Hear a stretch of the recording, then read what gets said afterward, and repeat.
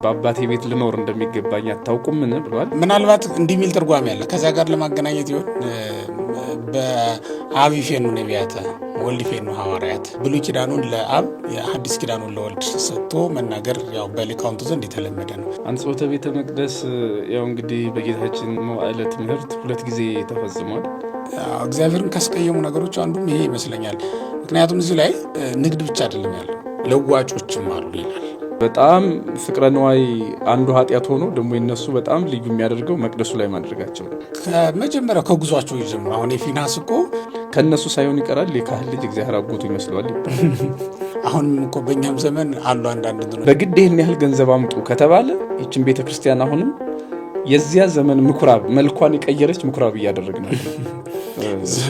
ዘመን ተሻግራ የመጣች ምኩራብ ልትሆን ዮሐንስ አፈወርቅ እንደተናገረው ጽጌረዳውን ትተን ሾሁን እንዳንለቅም የመንግስት ሆስፒታል ውስጥ ሄደህ እኮ በነፃ የምትታከምበት ሁኔታ ይኖራል። በሬውም እያረሰ በጅራፍ ነካ ያደርጉታል። ሂድ ማለት ነው። የከተማ ሰው ደግሞ ነዳጅ ሰጠት ያደርጋል። ሂድ ነው እየሰራን እንደሆነ ማወቂያ ነው። አንዳንድ ጊዜ እግዚአብሔር በዚህ መንገድ ሰውን ሰርቶ ያውቃል። ኢዮብን በቁስል ሰርቶታል። እኛ ቁስል ሲያፈርስ ነው የምናውቀው። አሁን የቤተ መቅደሱ ዓላማ የመሲሁን መምጣት መጠባበቅ ነው።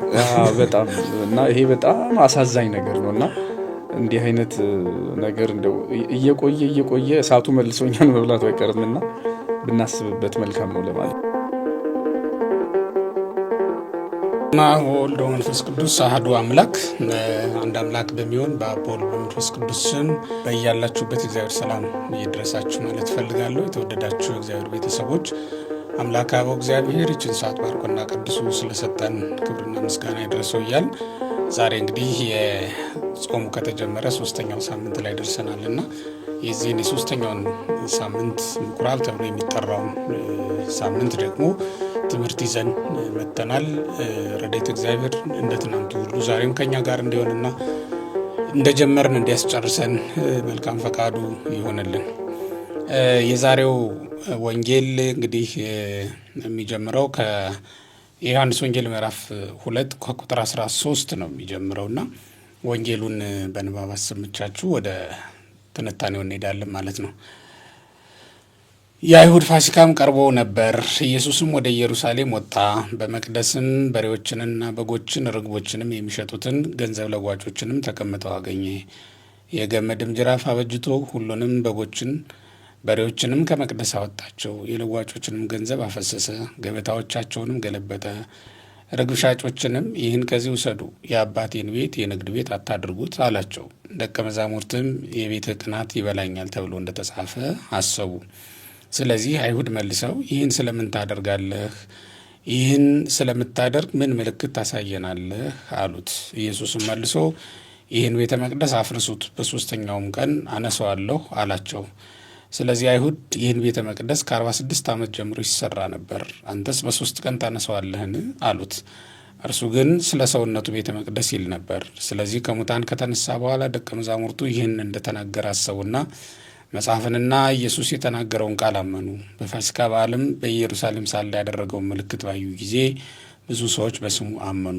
ነገር ግን ኢየሱስ ሰዎችን ሁሉ ያውቅ ነበር፣ ስለ ሰው ማንም ሊመሰክር አያስፈልገውም ነበርና አይተማመናቸውምም ነበር፣ ራሱ በሰው ያለውን ያውቅ ነበርና የሚል ነው። እንግዲህ የዛሬው ወንጌል እዚህ ላይ እንደምንመለከተው የአባቶቻችን አምላክ እግዚአብሔር በዚህ ወንጌል ውስጥ ያለውን ምስጢር ኃይለ ቃል እንዲገልጥልን ለሁላችንም ቅዱስ ፈቃዱ ይሆንልን። እንግዲህ ዛሬ 3ኛው ሱባኤ ላይ ደርሰን 3ኛው ሳምንት ላይ ማለት ነው ደርሰን ምኩራብ ልንል ነው። ባለፈው ሳምንት ቅድስት ዘወረደ እያልን መተን ነበረ። እንግዲህ ስለዚህ ሳምንት እስኪ እንደው ዝም ብሎ እንደ መግቢያ የሆነ ነገር ብትልና ብንገባ ወደ ዋናው ትምህርት። ባለፈው እንደተባለ ወረደ ብለናል። እንግዲህ የወረደው ጌታ ከቅድስት ድንግል ማርያም የተወለደው ጌታ በጾም ማለት እንግዲህ ያው ስራውን ነው በዚህ አብይ ጾም ውስጥ ለማስተላለፍ የተፈለገው ማለት የወረደው ጾመ፣ የጾመው አስተማረ። ስለዚህ በዮሐንስ ምዕራፍ 2 ላይ የመጀመሪያው ተአምር ተብሎ አይደል የተጻፈው። ስለዚህ የስራው መጀመሪያ ከሆነ በኋላ የወረደው የተወለደው ጌታ የስራው መጀመሪያ ጾምን አደረገ። ቀጥሎ እንግዲህ ወደ ሰርግ ቤት ሄደ። ቀጥሎ ደግሞ እንግዲህ ይህ ተአምር ነው በዮሐንስ ወንጌል ቅደም ተከተል መሰረት ያለው።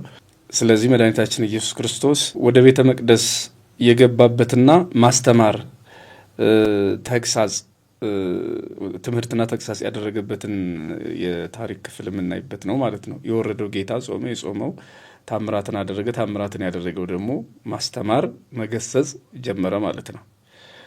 እንግዲህ ከዚህ በኋላ ያሉት በቀጣይም የሚታየው ትምህርቱን ነው። እስከ ሆሳዕና ድረስ ያለው ትምህርቱን የተመለከተ እዚህ ምድር ላይ በቆየበት በስጋው ወራት ያደረጋቸው የፈጸማቸውን ነገሮች የምናይበት ነው። ለዚህ ምኩራብም እንግዲህ አንዱ ነው ማለት ነው ከነዚህ። ስለዚህ አሁን ዝም ብለን ጠቅለል ስናደርገው በዚህ ሳምንት የጌታ ትምህርቱ ወይም መምህርነቱ ተገልጧል ማለት እንችላለን። ይሄ ሳምንት አሁን የጌታችን ኢየሱስ ክርስቶስ የመምህርነቱ ስራ የተገለጠበት ሳምንት ነው ማለት እንችላለን ማለት ነው። ያው ባለፈው ሳምንት ባህታዊነቱን አይደል የገለጥ ነው። ወደ ገዳመ ቆሮንቶስ ገባ። ለዚህች ቀን ዝግጅት ነበረ። ያ ማለት ዮሐንስ በምድረ በዳ ቆይቶ ነው እየሰበከ የመጣው። ጌታችን ኢየሱስ ክርስቶስም ከምድረ በዳ ነው እንግዲህ በነበረ ምስለ እንስሳቱ አራዊት ነው የምንለው፣ ምስለ አራዊት ነው። ከአራዊት ጋር ነበረ በምድረ በዳ። ከዛ እንደገና አሁን ወደ ማስተማር መጣ ነው የምንለው እና ወደ ጉባኤ ለመምጣት የሚያስፈልጉ ዝግጅቶችን አስቀድሞ እየነገረን ነው። አሁን በጉባኤ ተገልጦ በመምህርነት በነበረ ጊዜ ያደረጋቸውን ነገሮች ነው ይሄ ምኩራብ የሚባለው ሳምንት ደግሞ የሚያሳይ ማለት ነው። ቀጣይ ታምራቱን ስለምና ይሄ ጥሩ መደላድል ነው። ባለፈው ሳምንት ጾመ ቤተክርስቲያን እንዴት እንዳደራጀችው በጣም ይገርማል። የመጀመሪያው ላይ ዘወረድ አለችና መውረዱን መወለዱን ስታውጅ ሰነበተች። ከዛ በኋላ ደግሞ ከወረደ ከተወለደ በኋላ በመምህርነቱ እየዞረ ዓለምን አስተማረ፣ በስልጣኑ ደግሞ ታምራትን አደረገ ምትል ስለሆነች ቀጥሎ ያደረገችው ያንን ስራ ከመጀመሩ በፊት ወደ ገዳመ ቆሮንቶስ መግባቱን ተናገረች። አሁን ደግሞ የመምህርነቱን ስራ እንዴት እንደጀመረ እዚህ ምኩራብ ላይ እንግዲህ እያየን ልንሄድ ነው ማለት ነው። በጣም ደስ የሚል መደላደልና እንዲያው እግረ መንገዱን በዛውም የቤተ ክርስቲያኒቱን አሰራር እንዲያውቁት ጭምር ነው ደግሜ ማንሳት የፈለግኩት። ጥሩ ስላነሳውን የመምህርነቱን ስራ በእርግጥ ደስ የሚለው ደግሞ ሌላው ተጨማሪው ነገር ምንድን ነው? የክርስቶስ መምህርነቱ እንደ ሌሎቹ መምህራን አይደለም። ወይም ከዚህ በፊት በዚያ ምኩራብ ውስጥ ያስተምሩ ከነበሩ መምህራን የተለየ ነው አስተምህሮቱ። ምክንያቱም በስልጣን ነው የሚያስተምራቸው። እስመ ከመ መኮንን የሚሄሮሙ አይደለም የሚለው ወንጌሉ ራሱ ዋኮ ከመጽሐፍቶሙ ነው የሚለው። እንደ ቀደሙት እንደ መምህራኖቻቸው አይደለም የሚያስተምራቸው፣ በስልጣን ያስተምራቸዋል እንላለን እና ስልጣኑ ራሱ አብራ የተገለጠችበት ቀን ነው። መምህርነቱ እንዴት ባለ መንገድ እንደተገለጠ የሚያሳይም ጭምር ትምህርት አለው እና በጣም ደስ የሚል ሳምንት ነው ይሄ። መምህርነቱንም በስልጣን ማስተማሩንም አብሮ ወይም ስልጣኑን በራሱ ሊያሳይ የሚችል ነገር ነው። በሌላ አጠራር እንግዲህ አንጽሖተ ቤተ መቅደስ ተብሎም ይጠራል ይህ ሳምንትና እንዲያውም ምን ለማለት ነው አንጽሖተ ቤተ መቅደስ ያው እንግዲህ በጌታችን መዋዕለ ትምህርት 2 ጊዜ ተፈጽሟል። እንግዲህ የመጀመሪያውና ቀዳሚ ይሄኛው ነው። ሁለተኛው ደግሞ የሆሳዕና ዕለት የምንተርከው ነው። በማቴዎስ የተመዘገበው ማለት ነው። እሱ ነው። ማቴዎስ 21 ላይ ገብተው ማየት ይችላሉ። ማቴዎስ 21 ላይ ያለውና ይሄ ሌላ ነው። ያኛው ወደ ፍጻሜው የተቃረበ ነው። ይሄኛው ደግሞ በትምህርቱ መጀመሪያ ላይ ያደረገው ተአምር ነው። ስለዚህ ቤተ መቅደስ ማንጻት ዋናው የትምህርቱ ሀሳብ ነው። እንግዲህ የዚህ ቅድም የተነበበው ወንጌል ማለት ነው። ምኑን ያነጻው ከምንድን ያነጻው የሚለው ነገር ነው። አይ እንደው ግራ እንዳያጋባቸውም አሁን ዮሐንስ 4 ፋሲካ ነው የሚጽፈው። 4 ፋሲካዎችን ይጽፋልና በእነዚህ 4ኛው ፋሲካ ዮሐንስ 13 ላይ ያለው የመጨረሻው እንግዲህ የእግር ማጠብ ስነ ስርዓት ያደረገበት የመጨረሻው ፋሲካ ነው። ከዛ በፊት ይሄ ዮሐንስ ፋሲካዎችን በቅደም ተከተል የሚጽፈው ጌታ ከደቀ መዛሙርቱ ጋር ያከበራቸውን ፋሲካዎች ነው አሁን እየተናገርን ያለ ነው እና ይህ የመጀመሪያው ፋሲካ እንደነበረም ያው ይነግረናል። ያከበረው የፋሲካ በዓል ስለቀረበ ወደ ኢየሩሳሌም ወጣ ብሎ ነው የሚጀምረው ወንጌሉና ያኛው እንደተባለውም ቅድም እንዳነሳው የማቴዎስ ላይ ያለው ወደ መጨረሻ አካባቢ የትምህርቱ ማብቂያ ገደማ የተደረገ ይመስላል። የእንትኖች አሉት የአፈጻጸም ሂደቶቹ የመመሳሰል እንትን አላቸው። አሁን ጅራፍ አነሳ የሚለው እዛም ላይ አለ። ከዛ ደግሞ ገፍታ ማይዳቴውም ለመወልጣን ይሄ አልተማሩም ማለት ነው። እንደዛ አልተማሩም ከመጀመሪያው አልተማሩም፣ እንዳለ በኃጢአታቸው መቀጠላቸውን ነው የሚያሳየው። ይህ እንዲያውም ቤተ መቅደሱ ምን ያህል ልብ በማይገዙና ልብ በሌላቸው ሰዎች እንደተሞላ ነው የሚያሳየው። በእርግጥ ጌታችን ኢየሱስ ክርስቶስም ከዛ በኋላ እነሱን እንደማይሰሙት እንደማይቀበሉት ሲያውቅ ትቷቸው እንደሄደ ነው የሚያሳየው። ብዙ ቦታ ላይ ሀለፈንተ ማይከሎ አይደል የምንለው፣ ብዙ ጊዜ እያለፋቸው እየተዋቸው እንደሚሄድ ነው የሚያሳየው። በዛው እግረ መንገዱን እግዚአብሔር ቃሉን ይናገራል። የማይለወጡ ሰዎችን ግን አልፎ ይሄዳል። ምሕረቱ ከነሱ አልፋ ትሄዳለች፣ ለሌላው ደግሞ ትሰጣለች የሚለውን ነገር ነው የሚያሳየው። ከነሱ ይልቅ ቀድሞ የእግዚአብሔርን ቃል ሰምተው ወደማያውቁትና አሁን ግን ቃሉን ሲሰሙ ልባቸውን ለሚከፍቱ ሰዎች እግዚአብሔር እንዴት አድርጎ ምሕረቱን ደጅ እንደከፈተላቸውና እንዳመቻቸላቸው የሚያሳይ ትምህርት ነው ያለው ማለት ነው። እንደዚህ አካልን እስቲ አሁን ቤተ መቅደሱን አነጻው ብለን ስናገር በወቅቱ ቤተ መቅደሱ የነበረበትን ሁኔታ ብናነሳ መጀመሪያ ላይ አሁን ምኩራብ ብለን እንጠራለን። የጋራ የሁሉም ስም ሆኖ ነው እንጂ በእርግጥ ዘርዘር አድርገን ካየነው ቤተ መቅደስ አንድ ነው።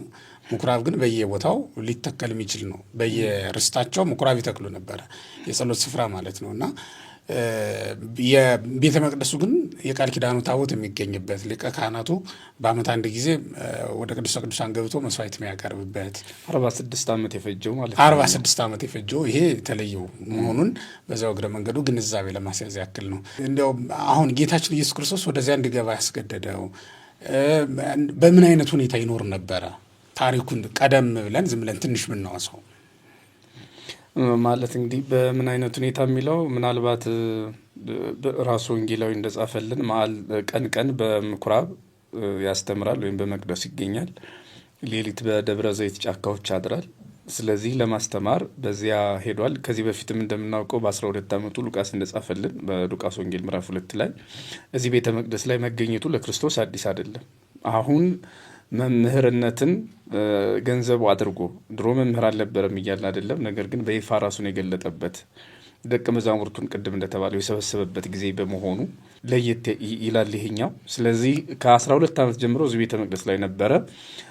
ትምህርቱን ታምራቱን ከጥንት ጀምሮ ሲያደርግ ነበር። ነገር ግን ተጠምቆ ጾሞ የጀመረው በስልጣንና በመምህርነት ያደረገው ይሄ መጀመሪያው ይሆናል ማለት ነው።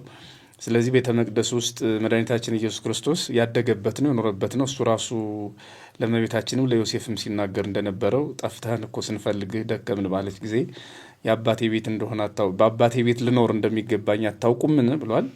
ስለዚህ ቀድሞም በአንድነት በሶስትነት የሚመሰገንበት ነው። አሁንም ደግሞ እየሄደ እንደ አይሁድ ስርዓት እንደ አባቱም ቤት የኖረበት ነው ማለት ነው፣ የእሱም ቤት እንደመሆኑ መጠን። እንዲያውም ብዙ ጊዜ ያው መላልሶ የአባቴ ቤት ይለዋል። እዚህ ቦታ ላይ አንስቶታል። የአባቴ ቤት የንግድ ቤት አይደለም፣ ወይም የተረሲው ቤታዌ ቤተ ምስያጥ የአባቴን ቤት የንግድ ቤት አታድርጉት ብሎ በዚህ ስም ነው የሚጠራው። ምናልባት እንዲህ የሚል ትርጓሜ ያለ ከዚያ ጋር ለማገናኘት ይሆን በአብ ይፌኑ ነቢያተ ወልድ ይፌኑ ሐዋርያት ብለን ሐዋርያትን ነቢያትን የሾመ ነቢያትን አብ ይሾማል፣ ወልድ ደግሞ ሐዋርያትን ይሾማል እንላለን። ሁሉም በሁሉ አሉበት ይላሉ ሊቃውንቱ። ነገር ግን ያው አንዱን ለአንዱ መስጠት እንደማካፈል ያለ ነገር ነው ብለው ይናገራሉ እንጂ ነቢያትን ቀብቶ በመላክ ወይም በመንፈስ ቅዱስን ጸጋ ተቀብለው ትንቢት እንዲናገሩ በማድረግ ወልድ ስልጣን የለውም ማለት ግን አይደለም ብለውናል። ለዚያ ይሆናል ምናልባትም የአባቴ ቤት ብቻ ብሎ የሚጠራ። በእርግጥ ቤቴሰ የሚል ንባብ ይገኛል። ቤቴሰ ቤተ ጸሎት ይሰማይ ብሎ ቤቴ ብሎ ሲጠራውም እናያለን። የአባቴ ቤት ብሎ ሲጠራውም ደግሞ እናያለን። እንደዚህ በሚልበት ሰዓት ያው እንግዲህ ብሉይ ኪዳኑን ለአብ የሐዲስ ኪዳኑን ለወልድ ሰጥቶ መናገር ያው በሊቃውንቱ ዘንድ የተለመደ ነው። ግን እንደዚህ ስንል በብሉይ ኪዳን የወልድ ስልጣን እንደሌለው በሐዲስ ኪዳን የአብ ስልጣን እንደሌለው ማንም ሊያስብ አይገባውም። ምክንያቱም በወንጌሉም ላይ እንደተገለጠው ወዝንቱ ቃል ዘአነ ነግረክሙ አኮ እምኀቤ ዘነግር ከአብ የሰማሁትን ነው እንጂ ከኔ አይደለም ብሎ የባህሪ አባቱ የአብ ቃል እንደሆነች ይቺ ወንጌል ራሷ ሕጓ ሕጊቱ የአብም የመንፈስ ቅዱስም ሕግ እንደሆነች እስማን ወለድኩኩም በትምህርተ መንፈስ ቅዱስ አይደል ብሎ በመንፈስ ቅዱስ ትምህርት ወለድኳችሁ ይሉናል ሐዋርያትና ይህንን መረዳት መገንዘብ ያው ግድ የሚለን ነው የሚሆነው ማለት ነው። በጣም የሚገርመኝ ነገር ምንድን ነው ይሄ በወቅቱ ምኩራቡን ይዘውበት የነበረው ሁኔታ ነው። በእርግጥ ያ ቤተ መቅደስ የተሰራው በጥንቱ ስንመለከት አሁን መጽሐፈ ነገሥት ላይ ስንመለከት ለሰሎሞን እግዚአብሔር የገባለት ቃል ተንበርክኮ ነው ጸሎቱን ያቀረበው። ዛሬም አይሁድ በጣም ተንበርክኮ ይጸልዩበታል። የሚገርመው ከፍርስራሾቹ አንዱ ክፍል ነው ያለው። እንግዲህ ቤተ መቅደሱ 4 ማዕዘን እንኳን ቢኖሩ አንዱ ግድግዳ ነው የሚኖረው። አንዱ ግድግዳም በወዲያ በኩል ሌላ ነው ያለው፣ መስጊድ ነው ያለው፣ የአላስቃ መስጊድ የሚባለው ማለት ነው። እሱ ነው ያለው በግልባጩ።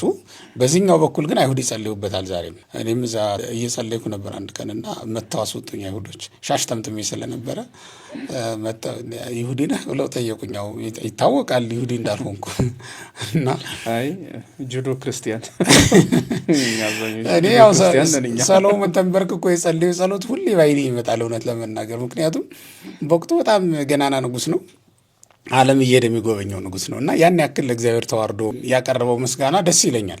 እንደዛ አይነት የመጽሐፈ ነገሥቱን እያስታወሱ እሱን ነበረ ሳነብም የነበረ ብንበረከክም ምጸልየው የነበረው መጽሐፍ ግን ማነበው የነበረው ያን ነው። የመጽሐፈ ነገሥቱ ላይ ያለውን ሰሎሞን የጸለየውን ነው የነበረው። አሁንም ድረስ እንደዛ ያደርጉበታል። ያን የመሰለ ስፍራ እንዴት ወደዚህ ሊለወጥ ቻለ? እኔ እንዲያው በጣም የሚገርመኝ እሱ ነው። እንዲያው እዚህ ላይ እስኪ የሆነ ነገር ብትል ማለት ወደ ንግድ ቤት ነው። እንዴት እንደዚህ ሊለውጡት ቻሉ? ያ ቃል ኪዳን አስበዋል? እሱ ነው የሚታየኝ ነገር። እኔ አይሁድን ወደዚህ አሁንም እንደተባለው ተንቀጥቅጠው የሚጸልዩበት ያኔም ደግሞ እንባ እያፈሰሱ በእግዚአብሔር ፊት ተንበርክከው የሚማጸኑበትን ያን ቅዱስ ስፍራ እንዲህ ወደ ንግድ የወሰዱበት ወይም ደግሞ እግዚአብሔር ወደማይወደው ነገር ቤተ መቅደሱን መሸጫ መለወጫ ያደረጉበት ነገር እንግዲህ ብዙ ሊያስብል ይችል ይሆናል። ለማንኛውም ለእኔ አንዱን ነገር ለማለት ያህል ምናልባት መድኃኒታችን ኢየሱስ ክርስቶስ እሱ ራሱ ገንዘብን ጌታ ብሎት አይደለም፣ ለሁለት ጌታ መገዛት አትችሉም ብሏል። እና እንግዲህ ከጊዜ በኋላ አይሁድ በነገራችን ላይ ቤተ መቅደስን ለምዶ መደፋፈር አዲስ አይደለም ለአይሁድ። በድንኳን በነበረበት ጊዜ ጀምሮ ስንትና ስንት አንዳንዶቹ እንዲያውም ለዚህ ለሚዲያ የማይመቹ ነውሮች ተፈጽሞበታል። በመጽሐፍ ቅዱስ ተጽፏል። እሱስ ምንም ያው እንግዲህ የሚያነብ ያንብበው እንጂ ያው ለመናገር የሚያስቸግሩ ነውሮችን በድንኳኑ አካባቢ ማንን ነው እግዚአብሔር ልቤን አስደሰትካት እያለ በጦር ወቅቶ ፊናስ አስተንፈስ ካለ ልቤ እግዚአብሔር ልቤን ደስ አሰኘሃት እስኪል ድረስ እዛ አካባቢ ነውር ሲሰሩ የነበሩ ሰዎችን የተበቀለ ሰው ነው ፊናስ ማለት። እና እንደገና የኤሊ ልጆችም ያደረጉት ነውር፣ እንደገና ናዳብ አብዩድ ያደረጉት ነገር እንደዚህ አይነት ምንድን ነው የሚባለው? እንዲያውም ከነሱ ሳይሆን ይቀራል የካህን ልጅ እግዚአብሔር አጎቱ ይመስለዋል ይባላል። እንግዲህ ሁሉንም ካህናት አይጨምርም፣ ግን መስቀሉን እየሰጠ ቆቡን እየሰጠ ሻሹን እየሰጠ ሁሉን ይሄንን ነገሩን እያሳየው ሲመጣ ምናልባት ትንሽ ደፈር ሊል ይችላል ተብሎ መሰለኝ። ይሄ ሁሉንም አይደለም የሚመለከት፣ የተወሰኑት ምናልባት እንዲህ አይነት ነገር ብዙዎችን ሊመለከት ይችላል። በእርግጥ እኔ ቄስ ልጅ ስለሆንኩ ላኮርፍ ይችል ነበር፣ ግን እንደዛ ይጨምራል። እሺ ዞሮ ግን ናፍኒን እነ ፊናስ ከዛም በፊት የነበሩ ሰዎች እንዲህ አይነት ነገር ቤተ መቅደሱ ላይ ሲያረጉ ነበር አይሁድ። እና ያ ነገር አድጎ አሁን ወደ ጭራሽ ወደ ሸቀጥ መለዋወጫ አድርገውታል። ማለት እንስሳትን ሊሸጡ የማይገባቸውን ሊለወጡ የማይገባቸውን ርግቦች እስከ መሸጥ ድረስ አምጥቷል። እና እኔ አንዱ ነገር እንግዲህ ከነዚህ አንዱ የሚመስለኝ ፍቅረ ነዋይ በጣም ጸንቶባቸዋል ማለት ነው። በጣም ፍቅረ ነዋይ አንዱ ኃጢአት ሆኖ ደግሞ የነሱ በጣም ልዩ የሚያደርገው መቅደሱ ላይ ማድረጋቸው ነው። ፍቅረ ነዋይ አንዱ ኃጢአት ነው። የገንዘብ ፍቅር የማይገባ ገንዘብ ጥሎ አይደለም፣ ግን ገንዘብን እንዴት ይውደዱ የሚለው ነው እንጂ በምን ያህል መጠን በምን ያህል ልክ የሚለው ነው እንጂ ለሰው ገንዘብ ያስፈልገዋል እዚህ ምድር ላይ። ነገር ግን በዚህ መንገድ ሲሆን ደግሞ ሌላ ተጨማሪ ድርብርብ ኃጢአት በደል ሆነ ማለት ነው። እና ለእኔ አንዱ የገንዘብ ፍቅር፣ እግዚአብሔርን መፍራት ማቆም፣ እነዚህ ሁለቱ ይመስለኛል። ሰው እግዚአብሔርን ካልፈራ ቤተ መቅደሱ ላይ ምንም ያደርጋል? ከነሱ በፊት ያደርጉ እንደነበሩ ሰዎች ማለት ነው። እውነት ነው። እኔ አሁን አንተ ስታነሳው እኔም ሳይ የነበረው ከመጀመሪያው ከጉዟቸው ይጀምሩ። አሁን የፊናስ እኮ ጉዟቸው ላይ ያሉ ነው። ገና የተስፋይቱ ምድር ላይ እንኳን አልደረሱም። አገሩ እንኳን ያልገባ ሕዝብ ያን ያክል በእግዚአብሔር ላይ ማመፅ ይገርማል በጣም። ለዛውም ተመልከት፣ ምግቡ ከእግዚአብሔር እጅ ነው ያለው፣ ያው የማንኛውም ሰው ምግብ በእግዚአብሔር እጅ ያለ ቢሆንም ቅሉ ያ ደግሞ በቀጥታ ከሰማይ እየወረደለት ይመገብ የነበረ ህዝብ ነው። አለት ነው ይዘህ የምትዞረው አንተ። ከአለቱ ላይ ውሃ ማፍለቅ የእግዚአብሔር ስራ ነው። አስበዋል?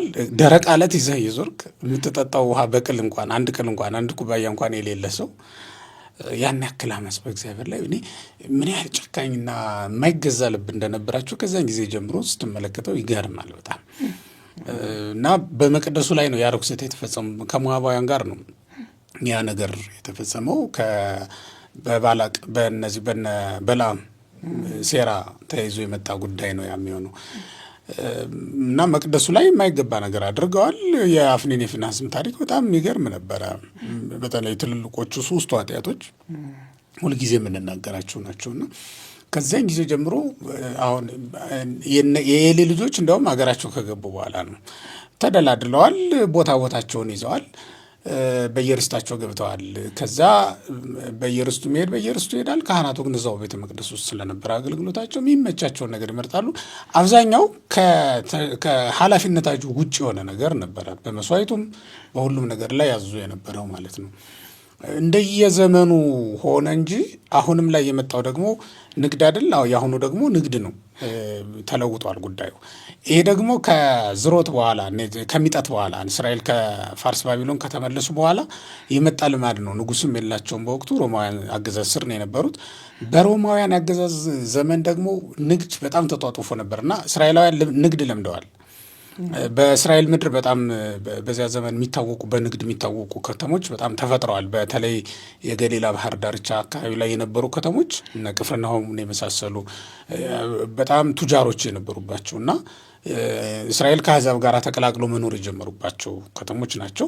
እነዚያ አካባቢዎች ላይ ራሱን የቻለ የንግድ ስርዓት ተዘርግቶ ነበረ። የቀረጥ ስብሰባውም ልክ እንደዛው በጣም በስፋት ይሰራበት የነበረ ዘመን ነው ያ ዘመን።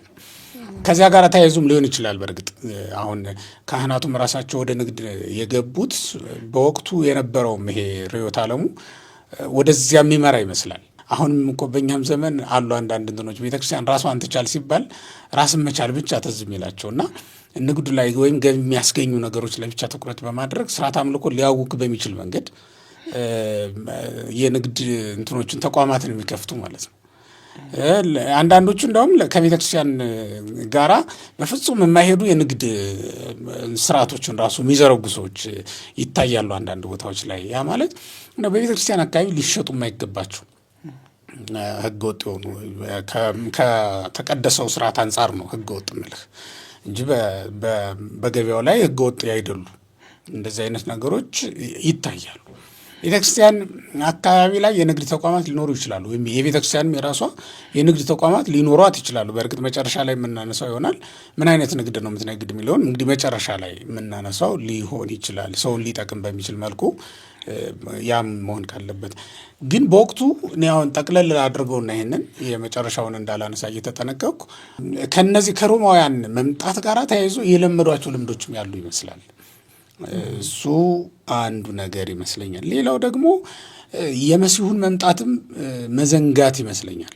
አሁን የቤተ መቅደሱ ዓላማ የመሲሁን መምጣት መጠባበቅ ነው። መሲሁ እስኪመጣ ድረስ መስዋዕት እየሰው የላሙን የበጉኝ የጊደሩን መስዋዕት እያቀረቡ ማቆየት ነው፣ ህዝቡን ማሰንበት ነው። እና ይቺ መሰንበቻ ናት፣ መቆያ ናት እንጂ መኖሪያ አይደለችም። የዘላለም ቤት አይደለችም መቼም ይች። እስከዛ ድረስ ግን ለህዝቡ መጠጊያ ሆና የጸሎት ስፍራ ሆና መቆየት የምትችል ስፍራ ናት። ያው በአብርሃም ዘመን ያልነበረውን እግዚአብሔር በድንኳን መመለክን ማዕከላዊ ሆነ የአገልግሎት ስፍራን ሰጥቶ እንደዚያ እንዲሆኑ አድርጓቸው ነበር። ያንን ረስተው እንግዲህ ወደዚያ ንግድ የገቡ ናቸው። እነዚህ ጭካኔያቸው ግን እንዴት ሊገለጥ ይችላል? አሁን በዚያ ዘመን አሁን ወደ ንግድ ገብተዋል። እግዚአብሔርን ካስቀየሙ ነገሮች አንዱም ይሄ ይመስለኛል። ምክንያቱም እዚህ ላይ ንግድ ብቻ አይደለም ያለው፣ ለዋጮችም አሉ ይላል። ሰይጣሉ ወይም ሻጮች ማለት ነው አሉ፣ ለዋጮችም ደግሞ አሉ። እነዚህን ያነሳውና እዛ ላይ አሁን ይሸጡ የነበሩ ምኖች ናቸው፣ ይለወጡስ የነበሩ ምኖች ናቸው የሚለው ነገር ላይ እስኪ እንግዲህ በትርጓሜ የተቀመጠው አይደለ፣ ወርቁ ብሩ ይኖራል እንግዲህ በራሳቸው ሼክል ማለት ነው። የውጭ የሮማውያን ገንዘብም ሊሆን ይችላል እንግዲህ በወቅቱ የሚገበያዩበት። በሌላ መልኩ ግን የተለመዱቱ በግም በሬዎችም ርግቦችም በዚያ ስፍራ ነበሩ። እንግዲህ ይሄ ደግሞ ከመስዋዕት አንጻር የሚሆን ነው። ያው ለሰው ተገቢ ይመስላል ማለት ያው ለመስዋዕት የሚያስፈልጉ ነገሮች ናቸው ተብሎ ስለሚታሰብ አንዱ ይሄ ነው። ምናልባት እንግዲህ ህዝቡ ብዙ እንትን የማይልበት ይሄ ለምን ብሎ ጥያቄ የማያነሳበት ጉዳይ አድርገውታል። ማለት በሬ መሆኑ በሬው ያው ለመስዋዕት እዛው ለመቅደሱ የሚያገለግል ብለው ስለሚያስቡት በጎችና ርግቦችም እንደዛው ብቻ ግን በዘዴ ቤተ መቅደሱን የንግድ አድርገውታል። ሰውም አምኖ እንዲቀበል እንደሚታወቀው በትርጓሜ የከሳ በሬ ይዞ ሲሄድ አንዱ እንዴት ለአምላክ ይህንን የመሰለ የከሳ የተወለገ በሬ ታመጣለህ ብለው አንድ ወፍራም ሁለት የከሳ እንደሚለዋወጡት እንደዚህ ነበር እንግዲህ ንግዱን በእግዚአብሔር ስም ያደረጉት ወይም በመቅደሱ ስም ሲያጧጡፉት የነበረ። ሻጮች ለዋጮች አሉ። ሁለቱም አሁን እንዳልከው በወቅቱ የነበረውን ገንዘብ ነው ሊለውጡ የሚችሉት። ትርጓሜያችን ወርቁን ለብር ብሩን ለወርቅ ይላል። ወይም ነጭ ወርቅ በቀይ ወርቅ፣ ቀይ ወርቅ በነጭ ወርቅ ይለወጥ ነበረ። ነጭ ወርቅ ይዞ ይመጣል። ከዚያ አይ ነጩማ ለቤተ እግዚአብሔር መባ ሊሆን አይችልም፣ እኛ ዘንድ ከፈለግ ቀይ ወርቅ አለ፣ ለእግዚአብሔር እኮ ነጭ ወርቅ መስጠት አይገባም የሚሉ ሀሳቦችን አምጥተው ይሰጣሉ። ከዛ በኋላ ነጩን ወርቅ ሁለቱን ሰጥቶ አንድ ቀይ ወርቅ ተቀብሎ ያችን ሰጥቶ ይሄድ ነበረ። እንዲህ ባለ መንገድ ትርፋማ እንዲሆን ቦታው ወይም እነሱ ትርፋማ ገንዘብ እንዲያገኙ ሰው እንዲያገኙ ሆነዋል። ከዛ ሲቀጥል ሽያጩ ነው። ሽያጩ ደግሞ ያው አንተ እንዳልከው ከሩቅ ሀገር እየነዳ ይመጣል። ከዛ ይከሳበታል ነው በመንገድ ብዛት ይደክምበታል፣ ይከሳበታል። ያንን ወደ ምን ያስቀይሩታል? ወደ ሁለቱን ደካማ በአንድ ጠንካራ እኛ ዘንድ እኮ አለልህ ብለው በረት አላቸው። ከዛ አውጥተው ይሰጡታል። እንዲህ ባለ መንገድ ሁለት ይቀበላሉ፣ አንድ ይሰጣሉ። ይሄ መለወጥም መሸጥም ተደርጎ ነው የተወሰደው። በእርግጥ እግዚአብሔር አንድ አዋጅ አውጇል፣ ነውረኛ መስዋዕት እንዳይቀርብለት። ከኦሪት ዘጸአት ምዕራፍ 12 ጀምሮ አሁን የመስዋዕት ስርዓት የሰራላቸው ከዛ ጀምሮ ነው ሰውልኝ ብሎ ወይም ለፋሲካ የሚሆን መስዋዕት እንዲያሰናዱ ለእግዚአብሔር ተብሎ የሚሰዋ ነገር በጠቅላላ ከዛ ጀምሮ ይታያል። ከዛ በፊት መስዋዕት የሚሰዉ ነበሩ አባቶች፣ አብርሃም ጀምሮ የመስዋዕት ስርዓቶች ከኖህ ጀምሮ አለ። እንደዚያ ባለ ሁኔታ ቢኖርም ይህን አይነት መስዋዕት ሰው ያለበት ጊዜ ስላልነበር አሁን ከዘጸአት 12 ጀምሮ ግን ምን አይነት በእግዚአብሔር ስም መቅረብ ያለባቸው መስዋዕቶች ወይም የሚታረዱ በጎች፣ ላሞች፣ ጊደሮች በምን አይነት ሁኔታ መምጣት እንዳለባቸው ተጻፈ። ሕግ ወጣ፣ ቀኖና ወጣለት ማለት ነው በሌላ አነጋገር። እና መወዘ ያበው በጋ ንጉራ አው አንካሳ አይደል የሚለው እንደስ ነውረኛ የሆነውን አንካሳውን ደካማውን እያለ ይቀጥላል። እንዲያውም የአንድ ዓመት ተብሎ ነው እንትን የተባለ የተወሰነው እድሜው ራሱ በግ ሲሆን የአንድ ዓመት ለምን ቁመቱ አይጨምርም? ኢየሱስ ክርስቶስን የሚመስል እሱ ነው። ፍጹም የሆነ ጸጋ የማይጨመርለት በአገልግሎት ምክንያት የማይጨመርለት ምሏ ጸጋ ወዘርግ የባህሪ ክብሩን የተመላ ስለሆነ ማለት ነው። እና ቀንዱ ያልከረከረ ጸጉሩ ያላረረ ምንለው አለ አይደል? ኢየሱስ ክርስቶስ ኃጢአት ያልተገኘበት መሆኑን ለመግለጥ እንደዚህ አይነት ስርዓት ወጥቶ እንደነበረ ነው እንግዲህ ያው በትርጓሜያችንም ላይ የተቀመጠው።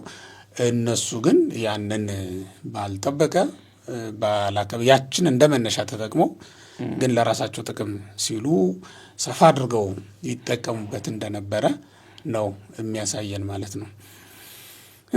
እንደተባለው መጽሐፉም ላይ እንደተገለጠው በጎች ነበሩ፣ በሬዎችም ነበሩ፣ ርግቦችም ነበሩ ከሚሸጡት መካከል። እነዚህ የሚወክሉት ነገር አለ። ምንድን ነው የሚወክሉት?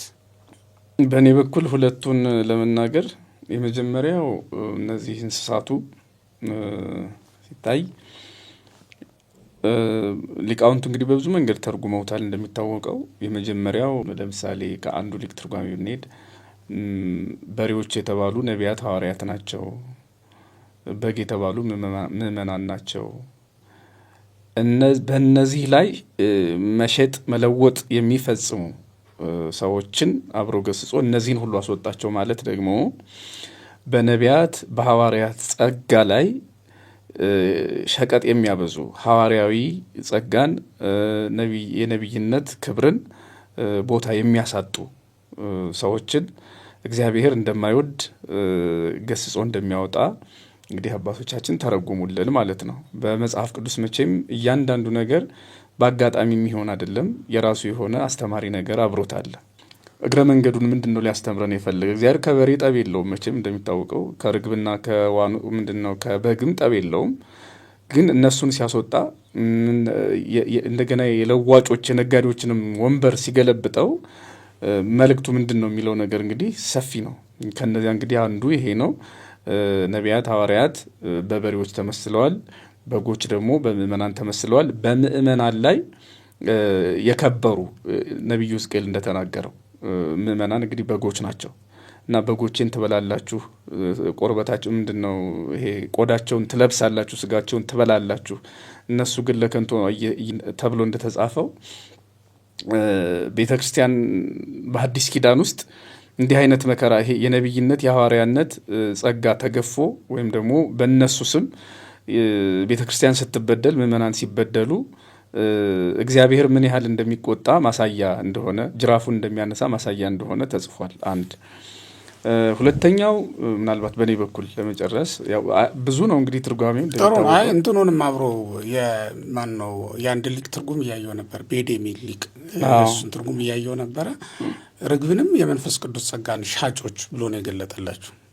ስለሚያዝ ረስቸው ነው እኔ ሁለቱን እንጂ መንፈስ ቅዱስ በርግብ አምሳል መውረዱ ይታወቃል። ጌታችን ክርስቶስ ሲጠመቅ እሱ የታወቀ ነው። የመንፈስ ቅዱስ እንደ ሲሞን ነው የሚለው፣ እንደ ሲሞን በሐዋርያት ስራ ላይ የተጻፈው እስኪ የመንፈስ ቅዱስ ጸጋ ሽጡልኝ ብሎ ሐዋርያትን ተማጽኖ ነበረ። ከዚያ የተወሰደ ሳይሆን ይቀራል። አሁን ያን ጊዜ የነበሩ ሰዎች በገንዘብ አምጣት እድናለህ ነው የነበረው።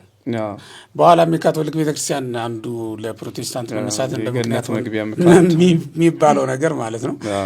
እንዲያው ግን እግረ መንገዱን እኔ እውነት ለመናገር ጸሎት አስይዙልን ሲሉ ምእመናን ራሳቸው ሲሳቀቁ አያቸዋለሁ። ገንዘብ እንከፍላለን የሚሉ ሰዎች ሰማለሁና እቺ አጋጣሚ ጥሩ ናት መነሳቷ። ምእመናንም ምናልባት ካህናትም እኔ ባገኙት አጋጣሚ ለሚደውሉልኝ እንደዛ ነው የምላቸው። ማለት ጸሎት ያዙልን ማለት እኮ መብታቸው ነው። ምእመናን የትኛውም ፈተና ውስጥ ሆነው ቤተክርስቲያን ካልጸለየችላቸው፣ መስዋዕት ካልሰዋችላቸው ምን ልጠቅማቸው? እና የመክፈልም ግዴታ የለባቸውም። እግረ መንገዱን ግን በከተሞችም አሁን ስም ሲጠራ እንሰማለን። ረጅም ስም ሲጠራ እናያለን። ይከፍላሉ ይባላል። ወሬ ነው የሰማሁት እውነት ለመናገር በአይኔ ያላየውም። እና ግን ክፍያ እንዳለው ሰማለሁ። ከፍሎ ማጸለይም ሕግ አይደለም። ምእመናን አስራት በኩራት ያመጣሉ፣ መባ ይከፍላሉ። ይሄ ግዴታቸው ነው። ከዛ ውጭ ግን ስምህን እንድጠራ ክፈለኝ የሚልም የለም። ስሜን ጥራልኝ ልክፈልህ ማለትም የለባቸውም እነሱ የሚል እምነት ስላለኝ ነው። የቤተክርስቲያኒቱም አቋም ነው፣ እንደዚያ ትምህርቷም ነው። ይሄ ነገር በጣም ሰፊ ነው። አንደኛ በእርግጥ የተለመደ ስለሆነ አሁን አብያተ ክርስቲያናት ምናልባት እንግዲህ ብዙ ደሞዝ የሚከፍሉት ይህን ሲሰሙ ቅር ሊላቸው ይችላል። ችግር አለው ብሎ ይሄ ገቢ አያስቀርም። እውነት ለመናገር እንደውም ምእመናን ግዴታቸው እንዲወጡ ነው የሚያደርጉ። አስራት የሚበላ ሰው አለ እኮ። እውነት ነው። መባ የማይሰጥ ሰው አለ። ለምንድን ነው መባ የማይሰጠው? እሱ አስራት አድርጎ የማይሰጠው? እውነት ነው። እሱማ አስራቱን በኩራቱን ቢሰጥ ጃንጥላ ይዘንም ታቦት አቁበንም ላንለምን እንችል ነበር በተገቢው መንገድ ምእመናን የሚጠበቅባቸውን ቢያደርጉ። ነገር ግን ያ ነገር ባለመሆኑ ይመስለኛል ወይም ደግሞ እየሆነም ክፉ ልማዳችን ተከትሎናል እና እንደተባለው በጸሎት ስሜ ይነሳልኝ ለማለት ገንዘብ መክፈል በጣም የሚገርም ነው። ሲሳቀቁ ስለሚያቸው ነው። ሌላው ግን ከዚሁ ጋር አብሮ በጣም የሚገርመው አሁን ምእመናን የነፍስ አባቶቻቸውን ወደ ቤታቸው ይጠራሉ። መሄድም አለባቸው። እስኪጠሩ መጠበቅ የለም። አኗኗራቸው፣ ህይወታቸው መጎብኘት አለበት በነፍስ አባቶቻቸው በኩል። ነገር ግን ከሄዱ በኋላ ደግሞ መልሶ ሀሜቱ እኛ ጋር ይደርሳል። ግዴታ ነው ወይ? ይሄ እንግዲህ ምናልባት የሚሰሙን ሰዎች በጥንቃቄ ማለት እንዲሁ ለቤተ ክርስቲያን ክብር ሲባል ብቻ አድርገው እንዲሰሙን ነው። እኛም ከዛ አንጻር ነው እንጂ የምንናገረው ሌላ ነገር ስላልሆነ በመጀመሪያ ራሳቸው ምእመናኑ እንዲሁ ለታክሲ ሁኖት ብለው ያስለምዳሉ። ከዛ በኋላ በየቤቱ ጠባቂ ያደርጓቸዋል። ማለት የሆነ ነገር ካልተከፈለ ቀሩ ወይም ተው አይነት ነገር። ለምሳሌ አንዱ ቤት ብር ይከፈላል። አሁን ይሄ ወዶ ፈቅዶ ለታክሲ ለትራንስፖርት ይሁኖት ለራይድ ለምንም ይሁን ተብሎ ከሆነ እኮ ወዶ ፈቅዶ ችግር የለውም። ግን አንዳንዴ ምናልባት ምን ገጠመኛል እኔ እንኳን እንደው በትንሹ የሰማኋቸው ነገሮች አንዱ ቤት እንደዛ ከሆነ ሌላ ቤትም መጠበቅ ይመጣል እና እነዛን መረሳት ከሩቅ የሚመጡ ሰዎች ሊሆኑ ይችላሉ ምናልባት እና እንዴ ዋጋ አለመክፈል አይነት ነገር ማለት ገንዘብ ካልሰጠው እኔ ቤት አይመጡም ማለት ነው አባ እና ገንዘብ ከሌለህ ደግሞ አጣራቸውም ማለት ነው። እንደዚያ እንደማለት ነው። ምክፍላቸው ስለሌለ ነው እንጂ እንደው ዛሬ ቢመጡልኝ ኖሮ ብለህ ልታስቡላ ነው ማለት ነው። እንደዚያ ማለት እና አደገኛ በጣም እጅግ በጣም አደገኛ ነገር ነው ይሄ። ምዕመናንን ተስፋ የሚያስቆርጥ ነው። ምናልባት ይሄ ተስፋ ያስቆርጣል ስንል ከድህነት ብቻ አይደለም፣ አስፈላጊ ነው ወይ ብለው ከማመን አንጻር በራሱ ይሄ ማሰብ በራሱ በቂ ነው እና ምናልባት ሰዎች ከበጎ ፍላጎታቸው ለነፍስ አባታቸው አይደለም ለማንም ምንም ሊያደርጉ ይችላሉ። ችግር የለውም። ለምንም ነገር መስጠት ይችላሉ። የሚያስደስታቸውን ነገር ማድረግ ይችላሉ። ነገር ግን ይህን ማድረግ ለካህናቱ ግዴታ ማለት ምዕመናኑ ይህን ማድረግ የነፍስ ልጆቻቸው ካህናቱም ግዴታ መቀበል ይሄ ግዴታ አይደለም። በምንም ታምር ግዴታ አይደለም። ይሄ ማለት ልክ ወደኛ ስናመጣው በመራን ሆነን አሁን ስንሄድ ትከፍሉናላችሁ ይሳትከፍሉ በእርግጥ እንግዲህ አሁን መኖሪያ ስለሆነ ይሄ እንኳን ትንሽ ሊከብድ ይችል ይሆናል። ግን እንደ እውነቱ ከሆነ እንደ ስርዓቱ ትምህርትም ግዴታ አይደለም እኮ ለማስተማር ከአበል ጋራ ከምን ጋራ የሚገናኝ አገልግሎት አይደለም። ህጉ እውነቱ ይሄ ነው። ቤተክርስቲያኒቱ መደበኛ አገልጋይ ብላ ቀጥራለች። ስምሪቱን በእርግጥ አሁን ያው ቁም ስቅሎ የጠፋ ሆኗል እንጂ ማለት ማንም የሚልክ ማንም የሚጠራ የሚለው ነገር ሆኗል እንጂ ቤተክርስቲያኒቱ በተዋረድ ገሌን መድብ ያለው ይሄ ማለት ስልጣን አላት እንደ ሀገረ ስብከት።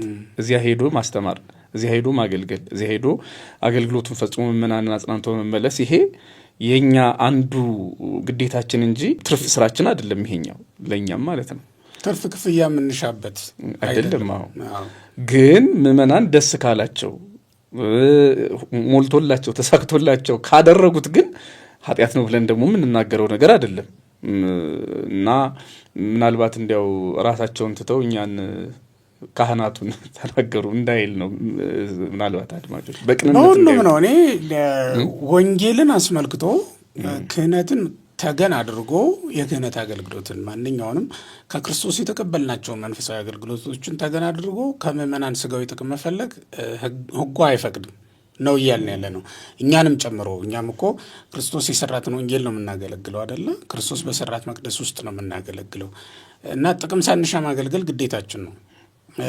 እንደ ሰው ለመኖር የሚያስችለንን ያክል ነገር ምዕመናን ያደርጉልን የሚለውም ልክ እንደዛው ቅዱስ ጳውሎስ እንደተናገረው እኮ ነው። የሰበክነውን ያህል ያገለግልነውን ያህል ሳይሆን በጥቂቱ ልንመገብ ይገባል። ለምን ወይን ተክሎ መኑ ዘይተክል ወይን ወይ ይበልቀም ሆ ወይን ይተክላል ፍሬውን አይበላም። ሌላም ነገር ሊያደርግ ይችላል። በግ ያሳድጋል። ከዛ ሽጦም ሊሆን ይችላል። አለበለዚያ አርዶ ሊመገበው ይችላል ማለት ነው። የኢየሱስ ክርስቶስን እረኝነት እኮ በጣም ካደነቅንበት ነገር አንዱ በግ ይጠብቃል፣ ግን ለበጎቹ ራሱ ምግብ አድርጎ ያቀርባል የሚለው ነው አይደል? የለመድ ነው እንደዛ ስላልነበር እምናሮ በጋ ለማቀበ ኖላዊ አባግ አይላፍ ምን ትሄረውና የሚል ቅኔ ነበረች። የመላከ ብርሃን መሰለኝ። ምን ጥቅም አለው ለኖላዊነት? ምንድን ነው ሩትሰ ወረባ ለኖላዊ ነትጋው ነው። እንደዚህ አይነት ነገር ጠፍቶብኝ ከሆነ እንዳልሳሳት ብዬ ነው እንጂ ንባቡን ራሱን ለበጎቹ ያቀረበ ደግነትስ የሱ ነው በቃ እንጂ ሌላው ማምን ይገርማል ተብሎ ነው የተጻፈው። ስለዚህ ምዕመናን የእግዚአብሔር በጎች ናቸው። ንብረትነታቸው እሱ ነው። እኛ ከእረኞች አለቃ ነው ደሞዝ የምንጠብቀው። እሱም ጸጋው ነው፣ የክርስቶስ ጸጋ ናት። በዚያ መልኩ ሊታይ የሚችል ነው። እንደው ይህንን ጣልቃ ያስገባ ነው። ለምንድን ነው? ከጥቅም አንጻር ነገሮችን ሁሉ ማየት ምዕመናንን የምንሰጣቸው። አሁን ይሄ ሻጮች ለዋጮች እንደዛ ነው እያደረጉ የነበረው። ካልከፈል ካትጸድቅም አይነት ነገር እና ደግሞ ይህንን ነው ማቅረብ ያለብህ ብለው የራስን ጥቅም ማስቀደም አይነት ነገር ነው። በአጠቃላይ እኔ በቤተክርስቲያን አገልግሎት አቅም ያለው ሰው ወዶ ፈቅዶ ያደርጋል። ከዚያ ውጭ ግን እንዳጠቃላይ ለምሳሌ ገንዘብ የሌለው ሰው ቢሞት ክርስቲያን ሆኖ አስራት በኩራቱን እንደ አቅሙ ሲሰጥ ኖሮ ቢሞት ለመቃብር ቦታ የሚሆን ለፍታት የሚሆን ገንዘብ ማለት ለመቃብርም ለፍታትም የሚሆን ገንዘብ ቢያጣ አያን ቀብርህም ልትለው አትችልም። ቤተክርስቲያን ግዴታ ነው። አስራቱን በኩራቱን ተቀብላ የኖረች ቤተክርስቲያን ክርስትና በህይወቱ የምታውቀው ክርስቲያን ሲሞት አላውቅም ልትለው አትችልም። አስከሬኑን ተቀብሎ በክብር መሸኘት አንድ፣ ሁለተኛ ደግሞ በክብር መቅበር የቤተክርስቲያኒቱ ግዴታ ነው። አንድ ሌላው መንፈሳዊ አገልግሎት ለምሳሌ አንድ ይሄንን እንደውም እኔ በሌላ እንትን ላይ ተናግሬያለሁ መሰለኝ። ምናልባት እንግዲህ ይደገም ችግር የለውም። ክርስትና ሲነሱ ቅድም እንደተባለው ጸሎት ላይ ሰዎች አሁን ምንም የሌላቸው ልጆች እንበልና ጎዳና የሚያድሩ ሰዎች ሃይማኖት አላቸው፣ ገንዘብ ነው የሌላቸው እና ምንም ገንዘብ ባይኖራቸው ክርስትና አይነሱም ማለት ነው? ይነሳሉ። እነዚህ ሰዎች እኮ እንዲያውም የጥንቷ ቤተክርስቲያን ብትሆን ክርስቲያን በመሆናቸው ምክንያት እርዳታ ታደርግላቸዋለች እና ምናልባት ይህም ግዴታ አይደለም ማለት ነው። እንደ ቤተክርስቲያን ስርዓት ድሃ ሆኖ ሰው እኔ ለዚህ የሚሆን ክፍያ የለኝም፣ ለዚህ የሚሆን ለዚህ የሚሆን አሁን ይሄ ክፍያ ያላቸው በእርግጥ እኔም ከዚህ በፊትም ያልኩት ሲጀመር አገልግሎቱን የሚመጥን ክፍያ ቤተክርስቲያኒቷ አታስከፍልም። አገልጋዩን ነው አገልጋዩን ታሳቢ ያደረገ እንጂ አገልግሎቱን አይደለም። ምእመናንም እንዲገነዘቡት የሚያስፈልገው አሁን ለጥምቀት ክፈሉ ቢባሉ ክርስትና በገንዘብ ነው እንዴ? ለካርዱ ሲባል እንደሆነ እንዲያውቁት። ለክህነትም አሁን ለክህነት ከፍዬ የሚል ሰው አለ። ለዲቁና ካርድ የሚከፈል ክፍያ አለ። በእርግጥ ያ የሚከፈለው ገንዘብ ከካርዱ መግዣ በላይ ሊሆን ይችላል እኮ። ያ አገልግሎቱ አለ፣ እዛ ላይ የሚሳተፉ ሰዎች አሉ፣ ለነሱም አበለ ሊሆን ይችላል። አለበለዚያ ደግሞ ያንን ምክንያት በማድረግ ሌሎች የሚሰሩ ስራዎች ሊኖሩ ይችላሉ። ትክክል ነው። እንደዚህ አይነት ነገሮች ስላሉ እሱን ታሳቢ አሁን ህፃኑ ክርስትና ሲነሳ ጧፍ ይበራል፣ ማይጠንቱ አለ፣ አገልጋዩ አለ፣ ሌላውም ነገሮች የሚገዙም አሉ የማይገዙም አሉ።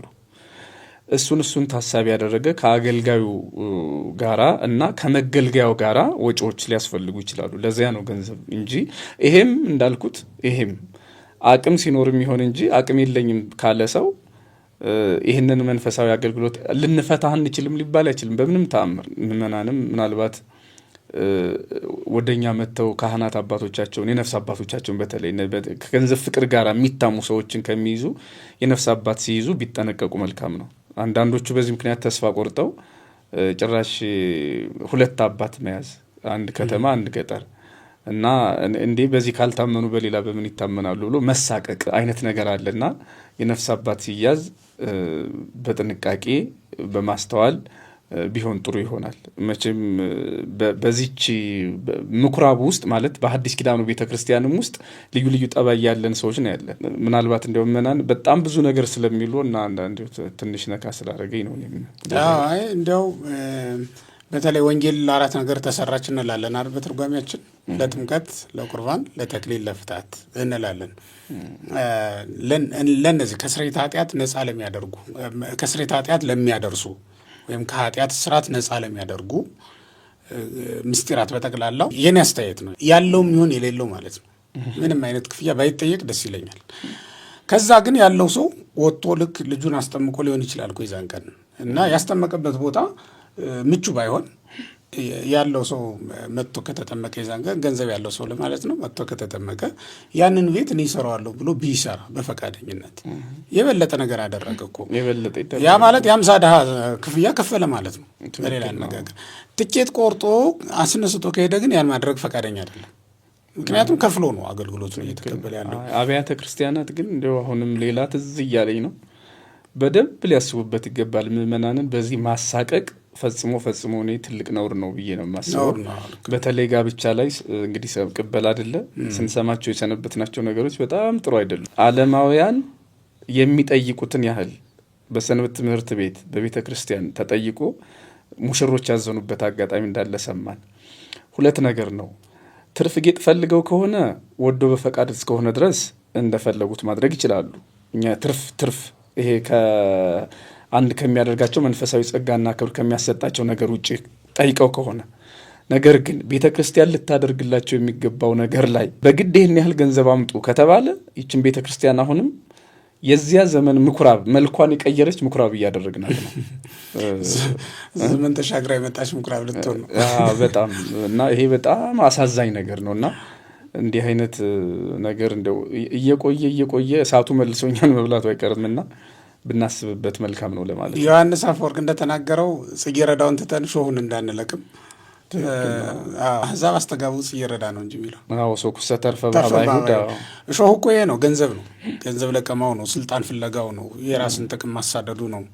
ሾህ የተባለው ይሄ ነው። ከዛ በኋላ በተስፋ ብቻ ቀረች መጀመሪያ ሾህ አይደል የሚወጣው ከአበባው በፊት። አበባው ይወጣል ብለን ነው በተስፋ ሾሁን ታግሰን የቆየን ነበረ እና የአይሁድን ክፋትም ታግሰን የኖር ነው ክርስቶስ ይመጣል ብለን ነው በተስፋ። ክርስቶስ መጣ፣ አህዛብ ተቀበል ነው፣ እኛ ተቀበል ነው። አይሁድ ግን በዛው እንዳለ ቀሩና አሁንም ቢሆን ሾሁ ላይ ተተክለን እንዳንቀርና ከተስፋ እንዳንወጣ እውነት ለመናገር ሊታሰብበት የሚገባ ጉዳይ አለ። ምንም ጥርጥር የለውም። ለምን አንዳንድ ቦታ ላይ እኔም አጋጥሞኝ ያውቃል። የሚከፍሉት የሌላቸው ግን ደግሞ ለክርስትና የመጡ አንዳንዴ እኮ በሆነ አጋጣሚ ይጸንሳሉ፣ ይወልዳሉ። ምናልባትም አባቱ አጠገባቸው ላይ ይኖር ይችላል። እነዚያ ልጆች እዚያች ቦታ ለመድረስ እንኳን እንዴት ሆኖ እንደመጡ እነሱ ነው የሚያውቁት፣ የመጡበትን መንገድ ስለማናውቅ። እዚህ መጥተው ደግሞ ካርኒ ቆራጩ ሂድና ትኬት ቆርጠ ገንዘብ ተቀበለና ተብሎ ነው የተላከው። የግድ ነው እሱ የተላከበት ደሞዝ የተቀጠረበት እሱ ስለሆነ አይ ካልከፈልሽ አላስተላልፍም ስምሽን ይላቸዋልና ይደነግጣሉ በጣም ነው ይመናል።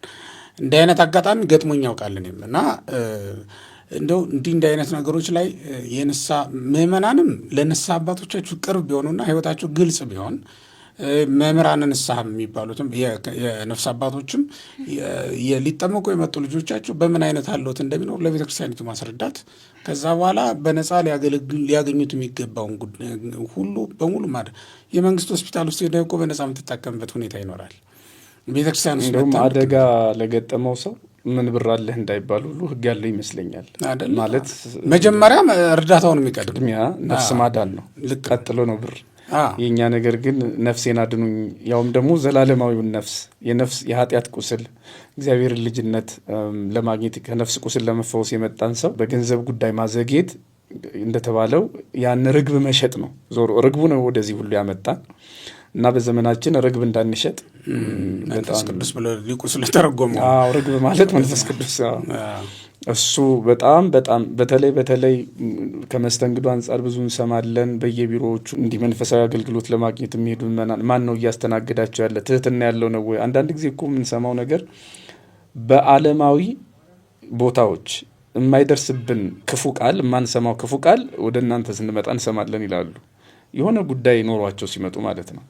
እና እንደው አንዳንዴ ይሄ ብሎ ለመናገር ያው ያስቸግር ይሆናል። ችግሩ ያለበት ቦታ ከታወቀ እንደው ምንድነው ይሄ ፐርሰናል እንዳይመስልብን ነገሩ ወይም ደግሞ የሆነ አንድ አጥቢያን ብቻ ታሳቢ አድርገን የምንናገር እንዳይመስል እንጂ በደንብ እዚህ አስተዳደር አካባቢ ያሉ ሰዎቻችን ሊያስቡበት የሚገባ ነገር ነው።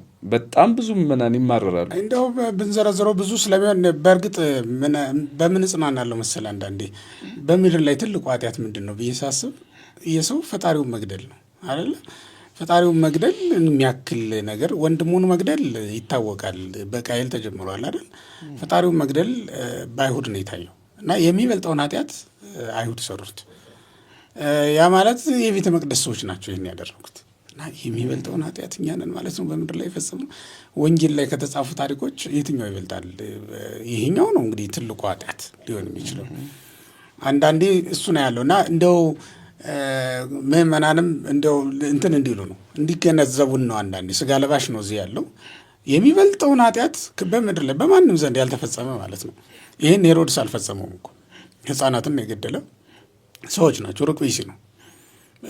ይህንን ፈርዖን አልገደለም። እስራኤልን ነው በባርነት ይዤ እኖራለሁ ብሎ እና እግዚአብሔርን አላውቅም ነው ያለው እንጂ እግዚአብሔርን አልገደለም።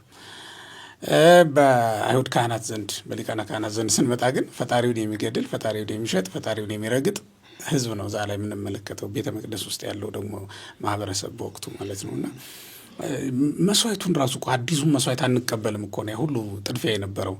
በረታቸውን ባሮጌው መስዋዕት ሞልተው አዲሱን መስዋዕት ከበረት ውጭ አደረጉት፣ ከእንትን ውጭ አደረጉት፣ ከመቅደስ ውጭ አደረጉት። በወቅቱ የነበረው ታሪክ እሱን ጭምር ነው የሚያሳየን። እንዲያው እዚህም ያለ ሰው እንደሆነ ግን እንዳይረሱ በዛው እግረ መንገዱ እንዳይሰናከሉም ነው እንደዛ የምላቸውን። የእውነት ለመናገር ሰማለሁ ብዙ ጊዜ መጥተው ይነግሩናል እኮ እያንዳንዱ ሰው አሁን ይህን የሚሰማ ሰው ሰምቷል። ብዙ አቤቱታ ተጮሆለታል እና ጉቦም ይጠይቃቸዋል። የሚያስፈራራቸው ሰው አለ። ስልጣኑን ተጠቅሞ የሚበድላቸው ሰው አለ። ያንን ወጥተው ይናገራሉ። ያው ሰው ከሰው ጋር አብሮ ይኖር የለ መቼስ እንደዚህ አይነት ነገሮች ይኖራሉ እና ይህንን የምላቸው ከሃይማኖት እንዳይወጡም ነው። አንዳንዶቹ ይህን ተገን አድርገው ይህች ምክንያት አድርገው ከሃይማኖት የሚወጡ ሰዎች አሉ። በመጀመሪያ ሴንሱ አምነው ነው የመጡት። ክርስቶስ ማለት ይህ ሰው ነው እንዴ? ክርስቶስ በክፎች አይወከልም ሲጀመርም ቅዱሳን ሐዋርያት አሉላቸው። ለዚህም አይደል እንደ ቅዱስ ጳውሎስ ራሱ የዛሉትን ሳይሆን የጸኑትን አስቡ ብሎ የተናገረው እኮ ለዚህ ነው። ሲጀመር ውሃ ውስጥ ገብተህ የቆመችን ሳር ተጠግታ የበቀለችን ሳር ብትይዝ ይሻላል እንጂ ውሃ እያንከባለለ ያለውን ግንድ ከምታቅፈው የቆመች ሳር ብትጨብጥ የተሻለ ሕይወትን የመትረፍ እድል አላት። አስበዋል? የሳሪቱንና የግንዱን ምን ያህል እንትን እንዳላቸው ልዩነታቸው ሰፊ ነው። ግን አልቆመም። ይሄ ምን ታደርገዋለህ? ምንም ግንድ ቢሆን ምንም ቢወፍር ውሃ እያንከባለለው ነው ራሱን። ስለዚህ ዓለም የምታንከባልለውን ሰው ተከትለው እነሱን አቅፈው መሄድ የለባቸውም። የሳር ያክል ጉልበት ያላቸው ደካሞች ግን በክርስቶስ ያመኑ እምነትም ምግባርም ያላቸው ሰዎች ሊኖሩ ይችላሉ። ትምህርታቸው፣ ሹመታቸው፣ ስልጣናቸው ምናምን ልክ እንደ ሳር ልትንቀው ምትችል ነው የሚሆነው በደህናው ጊዜ። ግን ከወደቀው ግን ይሻላል። እሱን በደንብ ማጤን አለባቸው። ምዕመናንም ይህን ታሳቢ ማድረግ አለባቸው። በክርስቶስ መቅደስ እንዲህ አይነት ሰው ሊኖር ይችላል መቼም ዘመን። ሆኖም ግን ይህን ሽፋን አድርገን ኖሩን እየተከላከለ እንዳልሆነም በዛው እግረ መንገዱን ማሳወቅ እንፈልጋለን። ተስፋ መቁረጥን መከላከል ነው እንጂ ሽፋን መስጠት አይደለም። ተስፋ መቁረጥ መራቅ። አሁን አንዳንድ ሰዎች ምን ይላሉ? ከዚህ የተነሳ እንዲህ አይነት ችግር ከገጠማቸው በኋላ ይሄ ሰው ባለበትማ እዚህ ሄጄ ምን አስቀድሳለሁ የሚሉ አሉ። እንትና ይሄ ሰውዬ ያ ሰውዬ ምናምን ይቺ ባለችበት ምናምን የሚሉ አሉና ቤተ መቅደስ ውስጥ የሚመለከውን ክርስቶስን ትተው እንደ ማንኛውም ሰው ሊያመልክ ወይም ደግሞ ምንድነው ስርዓት አምልኮ ሊፈጽም ወይም ደግሞ አገልግሎት ሊሰጥ የመጣውን ሰው በማየት ተስፋ የሚርቁ ሰዎች አሉ። አንዴ እንደውም ስምዖን ቤት ነው ይህማ ነቢይ አይደለም ተብሎ ክርስቶስ ጥርጣሬ ውስጥ የገባው እቺ ዘማዊቷ ሴት ስትነካው የነበረው እግሩን ስትነካው ነቢይማ ቢሆን ባወቃት ነበር ነው አይደል? ዋናው ነገሩ ቁም ነገሩ እሱ ላይ ነው ሰው ያተኮረው። ነቢይማ አይደለም በቃ ነቢይ ቢሆን ኖሮ ያውቃት ነበር፣ ከየት እንደመጣች ምን እንደሆነች ያውቃት ነበር። እርግጥ ክርስቶስማ የለም ብለው የሚያስቡ ሰዎች ስላሉ ነው እዚህ መቅደስ ውስጥ። ቢኖርማ ኖሮ እነዚህ ካህናት አይቀድሱም ነበር ብሎ የሚያስባል። ይህን ሲያስቡ ምዕመናን ማቴዎስ 13:24 ላይ በጣም የሚያምረው እርሻ ንጹሕ ዘር የተዘራበት ስንዴ የበቀለበት እርሻ ላይ እንክርዳድ ድንገት በቅሎ ተገኘ። ሰራዊቱ ኧረ ሄደን ነቅለን እናጥፋው ሲሉ ጌታው ያለው ነገር የሚገርም ነው። እስከ መከር ጊዜ ድረስ ተዋቸው አብረው ይደጉ አለ። እንክርዳድና ስንዴ አብረው ይደጋል። ስለዚህ በእኛ ቤተ መቅደስ ውስጥ ስንዴ ብቻ አይደለም ያለው። እዚህ ዓለም ውስጥ ስንዴ ብቻ ማየት አይቻልም። እንክርዳዱ ክርስቶስ እስኪመጣ ድረስ ይቀጥላል። የንስሐ ዕድልም አለው። ምናልባት ይህ እንክርዳድ ስንዴ ተጠግቶ በቅሏልና ስንዴ ያደርጋል እግዚአብሔር እንክርዳዱን። ያ ማለት ነው ጠማማውን ልብ በጎ ቀና ያደርገዋል። ኢአማን የማያምነውን ደፋሩን የትህትና ልብ ሰጥቶ ልቡን ይሰብረዋል። እግዚአብሔር ይመልሳል፣ እግዚአብሔር በጎ ያደርጋል። ስለዚህ እስከ መከር ጊዜ አብረው ይደጉ ማለት በሌላ መልኩ የንስሐ ጊዜ ነው። በሌላኛ መልኩ ደግሞ ሲታይ የፍርድ ጊዜ እስኪመጣ ድረስ ይሄ እንክርዳድና ስንዴ አንድ ላይ ይበቅላል እና ስንዴውን ምንድነው ስንዴ በበቀለበት ቦታ እንክርዳድ ለምን አየሁ ብሎ ማኩረፍ የማያዋጣ ኩርፊያ ነው። ምክንያቱም ከዚህ እርሻ ወደ ሌላ ቢኬድ ጭራሽም ስንዴ የሌለበት ነው ያለው። ጭራሽ ስንዴ የማይታይበት ይሆናል። ስለዚህ አማራጫችን እዚሁ ስንዴዎችን እያዩ እንክርዳዱን ትቶ መጽናት ነው። ከዛሬው ታሪክ ጋር ተያይዞ እንደሚሉ ይመስለኛል አሁን ጌታ አሰስሉ ዘንድ ታወጹም ዜና ያላቸው ከዚያ ወጡ ብሎ ጅራፉን አነሳና እነዚያን አስወጣ ተብሎ ነው የተጻፈው። እዚህም ላይ ክፎችን ለምንድን ነው ጅራፍ አንስቶ የማያስወጣ ቢሉንስ? እኔ አንድ ነገር ነው የሚታየኝ። የመጀመሪያው ክርስቶስ አምላካችን አሁን በዚህ በትምህርቱ ዘመን የፈወሳቸው ህመምተኞች አሉ። ግን ሁሉንም ፈወሰ ማለት አይደለም። የፈወሳቸው አሉ፣ ያልፈወሳቸው አሉ፣ ያደረጋቸው አሉ፣ ያላደረጋቸው ይሄን በጎ ነገር ያላደረገላቸውም አሉ። አሁን ቤተሳይዳ ውስጥ እውነት መጻጉዕ ብቻ ነው እንዴ ታሙ የኖረው? ሌሎች በሽተኞች ነበሩ። ብዙሃን ድውያን አይደለም? በጣም ብዙ ጽውሳን በጣም እና መጻጉዕን ብቻ ሲያድን መነገሩ የተለየ ርህራሄ፣ ያውም ደግሞ እንደማያምን እየታወቀ ያውም ደግሞ በጥፊ እንደሚመታው እየታወቀ መጻጉዕ ላይ የተደረገው ነገር ድንቅ ነው። እና እኔ አሁን ልክ እዚህ ጋር መርጦ ያደረገው ነገር እንዳለ ሁሉ እሱ ባወቀ ለምን ይሄን አደረገ፣ ለምን እንዲህ ያደረገ ማብራሪያዎቹ እንግዲህ ሊኖሩ ይችላሉ። ብዙውን እሱ እግዚአብሔር ራሱ ነው የሚያውቀው። ለማንኛውም ግን ለእኔ እውነት ነው ጠርጎ አውጥቷቸዋል። ጠርጎ ያወጣቸው ግን ቅድም እንዳለው መግቢያችን ደግሞ በመጨረሻው አካባቢ እኮ እነዚሁ ሰዎች አሉ ተጠርገው ጨርሰው አልጠፉ፣ ከበደላቸው አልተማሩ፣ መልሰዋሉ። ቤተ መቅደሱን ጨርሶ አላጸዳው እና ይሄ የማይጸዳ ቤተ መቅደስ ፈርሶ ቀረ ማለት ነው። እንግዲህ በ70 ዓመተ ምህረት የመጨረሻው ማጽዳት እሱ ሆነ። የመጨረሻው ማጽዳት ማፍረስ መጀመሪያ በውስጡ ያሉትን ነበር ያስወጣ፣ በኋላ ግን ራሱን እኮ በጣም የሚገርም ነው እሱ ነገር። ከስሩ ከመሰረቱ ነቃቅሎ አጠፋው። ክህነትም ከነሱ ፈለሰች፣ መንግስትም ልክ እንደዛው ፈልሳ ቀረች። መንግስት እንኳን ያን ጊዜም አልነበረችም፣ በሮማውያን እጅ ነበረች። በኋላም እስከ መጨረሻው ድረስ እነሱም ራሷ ምድሪቱም ጠፋች እንጂ እስከ 46 ዓመተ ምህረት ድረስ እኮ ምድሪቱ ራሷ ተጠርጋ ነበር፣ ጠፋች።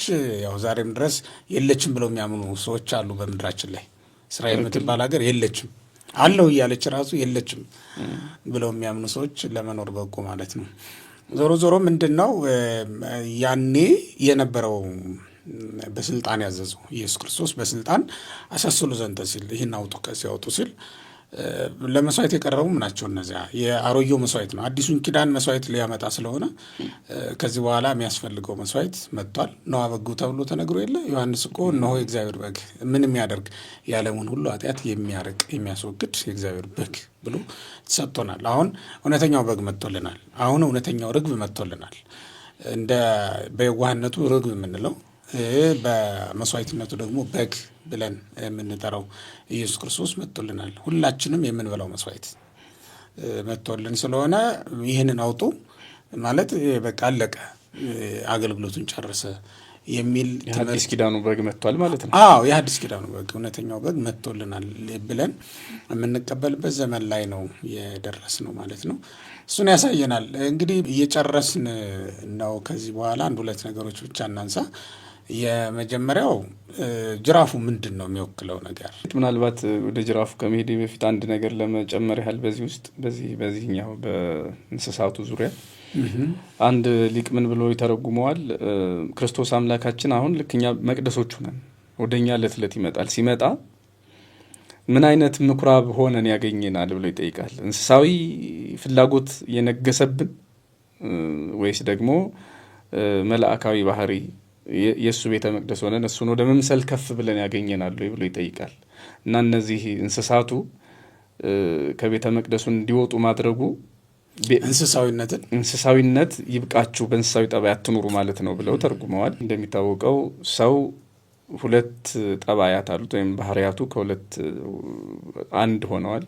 መላእካዊ የሆነ ባህሪ ያለን፣ እንስሳዊ ባህሪም አለን። እና በሰው ህይወት ውስጥ የትኛው ባህሪ ያለ? ይሄ ልብላ ልጠጣ የሚለው፣ እንብዛ እንባዛ ብቻ የሚለው፣ እንዲሁ ዝም ብሎ እንደሰት ብቻ የሚለው በስጋዊ ደስታ ማለት ነው። በሱ ብቻ አሁን ደስታ ኃጢአት ነው እያልን አይደለም። ግን እንስሳዊ በሆነ መልኩ ዝም ብሎ አሁን እንስሳት የለመለመ ሳር የጠራ ውሃ ካገኙ ከተባዙ ሌላ ነገር የለም። እንደዛ እንስሳዊ ጠባይ፣ የበሬ ጠባይ፣ የበግ ጠባይ እንዳይኖራችሁ ነው። በግ ከዚህ በፊት የምናውቀው የጻድቃን ምሳሌ ሆኖ ነው ማቴዎስ 25 ላይ በቀኝ ሲቆም። እዚህ ግን ከመቅደሱ ተባሯል። የማያስፈልግ በግ ከሆነ በግነቱ ሊባረር ይችላል። እንስሳዊ ጠባይ በግ እዛ ደግነቱ ነው። እዚህ ደግሞ እንስሳዊ ጠባይ ይሄ ዝም ብሎ ልብላባይነቱ ደመነፍሳዊነቱ ግን እዚህ ደግሞ ተወቅሷል። ደመነፍስ ብቻ ሆኖ መኖር። ስለዚህ ይሄ ደመነፍሳዊ ባህሪ ይሄ በመብላት በመጠጣት በመጋባት በመብዛት በመባዛት የሚኖረው ባህሪ ደግሞ ብቻውን ይሄ ኃጢአት ነው እያለ አይደለም። እንስሳዊ ባህሪ ተፈጥሮ ነው። እሱ ብቻ ሰልጥኖ ሲኖር ግን በደል ይሆናል፣ ኃጢአት ይሆናል። እና ይህን ከዚህ አስወጡ ማለት በጾም በጸሎት እግዚአብሔርን በመፈለግ በመሻት ኑሩ ነው። ቃሉን በመስማት ኑሩ ነው አይደለ?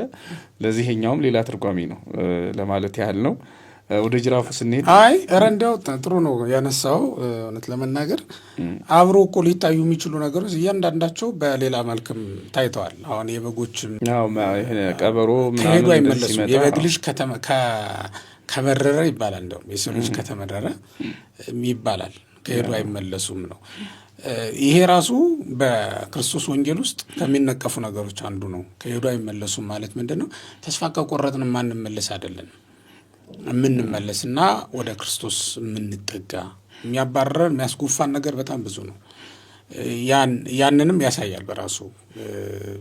በጎቹ በጎ ነገር በጎ ትርጓሜ የተሰጣቸው ቢሆንም ክፉ ደግሞ ለክርስቲያኖች የማይመከሩ ነገሮች ደግሞ ይኖሯቸዋል።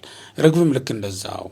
አሁን ርግብ ከብልህነቷ ደግነቷ በወንጌል ውስጥ ከተነሱላት ነገሮች አንዱ ነው። ግን ደግሞ የሚነቀፍባት ምንድን ነው? ተመስግኗል እሱም በአንድ በኩል፣ ግን በሌላ በኩል ደግሞ የሚነቀፍ ነው። ከእባብ ጋር ተካፍላ ነው የምትበላ አንዱን ዛፍ ፍሬ የምትመገበው ተካፍላ ነው። ከጠላት ጋር ተመሳጥሮ ምንም አይነት ነገር እንደሌለ ነው የሚያሳየው። ከዲያብሎስ ጋር ተስማምተ የምትኖርበት ምንም አይነት አጀንዳ ሊኖር አይችልም። የጋራ የሆነ አጀንዳ የለንም ከዓለም ጋር። የራሳችን የሆነ ክርስቶስ ነው ያለን እኛ እና አንዱን ክርስቶስን በአንድ በኩል ሌሎች በሌላ መንገድ እንትን የሚሉት እኛ ደግሞ በሌላ የምንጠቀምበት ሊሆን እንደማይችል ነው የሚያሳየው ማለት ነው። ምንም ድርድር እንደሌለን ግንኙነት ከዓለም ጋር ምንም ግንኙነት እንደሌለን ነው ሊያሳየን የሚችለው ማለት ነው። በሌላ መንገድ ይንታ ምን ይሉን ነበረ? እንደ ርግብ አትሆኑ ይሉን ነበር። ያ ማለት ምንድን ነው? ምን ማለት ነው? ርግብ እንደ ርግብ ሆኖ ተብሎ ይል እንደ ወንጌል እንላለና ሰነፍ አትሆኑ ለማለት ነው። ቤት ሰርታ ራሷን ችላ አትኖርም ለማለት ነው። ስንፍናዋን ለመግለጽ ያው ተጠግታ ቤተ እግዚአብሔር አካባቢ ስለምትኖር ነው እንደዛ የሚሏት። እንደ ድንቢጥ እንኳን ራሷን ችላ ዛፍ ላይ ቤት ሰርታ ነው የምትኖረው። ራሷን ምግቧን ሽታ ምን ብላ ትኖራለች። ከዛ በተለይ መንገድ በኖህም ዘመን እኮ ከተመሰገኑላት ነገሮች አንዱ እባብ አፍ ውስጥ ገብታ እንቁላሏን ጥላ ሄደች አይደል? በመሰረቱ የዋህነት ወይም በእግዚአብሔር ቸርነት ተጠብቆ መኖር አንድ ነገር ነው።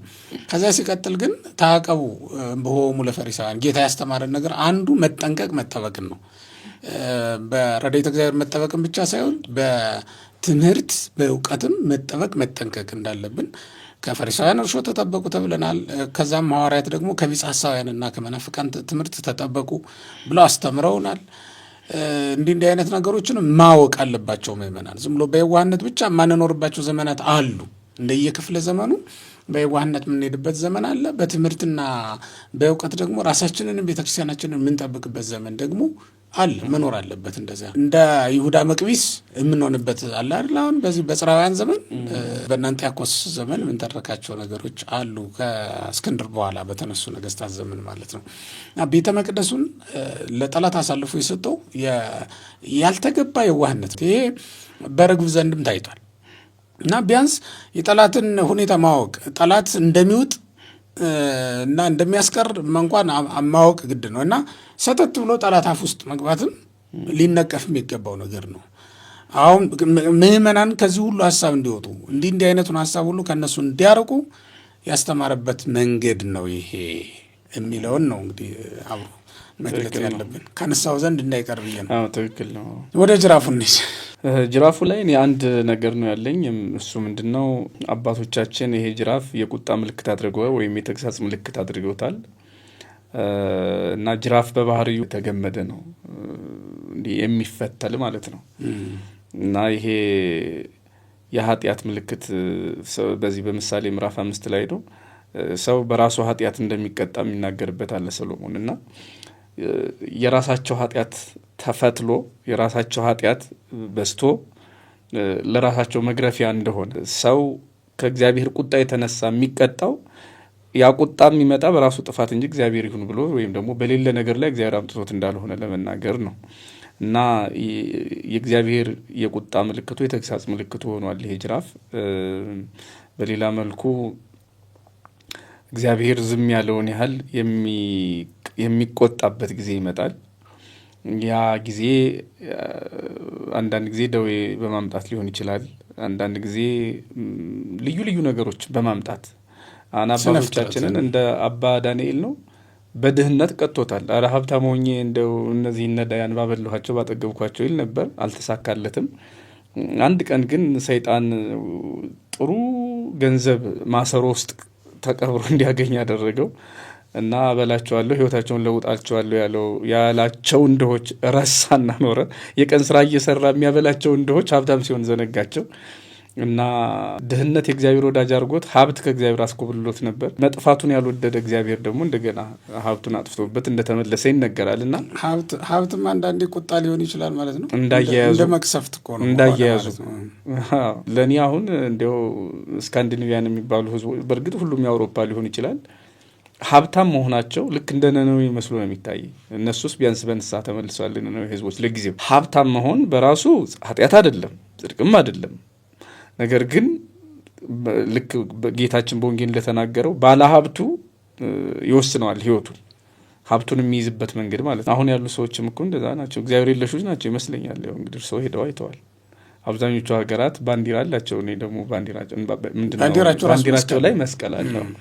በጣም የሚገርመው ግን አብዛኞቹ በተሰቀለውም በመስቀሉም አያምኑ። እንግዲህ ባንዲራቸው መሳይ የሚጸድቅ ቢሆን ጨርቅ ወይም ባንዲራ እንደዚህ አይነት ነገር እና ሀብት አንዳንድ ጊዜ መጥፊያ ይሆናል እግዚአብሔርን ካላወቁበት ነው። ግን ሀብት መጥፊያ የሚሆነው እንጂ እንዲሁ ዝም ብሎ ሀብታም ሁሉ ይኮንናል የሚልም ድሀ ሁሉ ይጸድቃል የሚል አይነት ትምህርት ቤተክርስቲያኒቱ የላትም። ለማንኛውም ግን አንዳንድ ጊዜ እንደዚህ አይነት ቁጣ አለው እግዚአብሔር ነው በበሽታ በሌላም ለምሳሌ እስራኤልን በምን ቀጣቸው? አንዳንዴ ነቢይ በማሳጣት ቀጧቸዋል አይደለ? ባለ ራእይ እስከማይኖር ድረስ በመካከል በጣም የሚገርመኝ እንደውም ብርቅ ሆኖ ነበር ይላል ሰሎሞን ማለት ነው ሳሙኤል። እሱም ሌላ አንድ ቅጣት ሆኖ ማለት ነው በሰሩት ኃጢአት። በጣም የሚገርመኝ ሌላው እዚሁ ጋር ለዘላለም ሽማግሌ በቤት አይገኝ የሚለው ለአገሪቱ ሽማግሌ ማጣት አንዱ የእግዚአብሔር ቁጣ በትር ሆኗል። እንደሚታወቀው ሌሎቹ የቁጣ አይነቶች አሉ። ለእኔ ግን ከሁሉ የሚደንቀኝ የእግዚአብሔር ጅራፉ ብዙ ነው። ዝም ብሎ የሚፈትለው ጅራፍ ማለት ነው። ሲቆጣ የሚያመጣው ጅራፍ ብዙ ነው። ድርቅን ሊያመጣው ይችላል፣ ረሃብን፣ ጦርነትን ሊያመጣ ይችላል። ይሄም እኮ አንዱ ነገር ነው። እስራኤልን በጦርነትም ቀጧቸዋል። እንዲያውም በሙሴ ታሪክ ውስጥ የሚገለጸው ነገር አለ አይደለም? ሁሉን ማጥፋት እየቻሉ ሁሉን እንዳያጠፉ ታዘዋል ኢያሱም ሙሴም እስራኤልን ሲመሩ እና ከሁለቱ አህዛብን ጨርሰው እንዳያጠፉ ከሚነገርበት ምክንያቶች ሁለቱ አንደኛው ምድረ በዳ እንዳትሆን የሚለው ከመይትኩን ምድር አጽ የሚለው፣ ሁለተኛው ደግሞ እስራኤል ሲበድሉ የእግዚአብሔር ጅራፎች ነው እስራኤልን የሚቀጧቸው። እነዚህ በዳር ያሉ አህዛብ ናቸው፣ የእግዚአብሔር ጅራፍ ናቸው። አይተናል በበደሉ ጊዜ እንዴት እየመጡ ልክ ስርዓት ያስይዟቸው እንደነበረ። ስለዚህ እግዚአብሔር ዛሬም ጅራፉን ቀይሯል እንጂ ምናልባት የተፈተለ ጅራፍ ይዞ አልመጣ ይሆናል እንጂ ዓለም ላይ ጅራፉን ያላሳየበት ጊዜ ያለ አይመስለኝም። እውነት ነው። እግዚአብሔር በልዩ ልዩ መንገድ ምድርን ይቀድሳል፣ ያነጻል። ከዛ በፊት ደግሞ ክፉን ነገር እንድናደርግ ትምህርት ይሰጣል የሚለው ነው።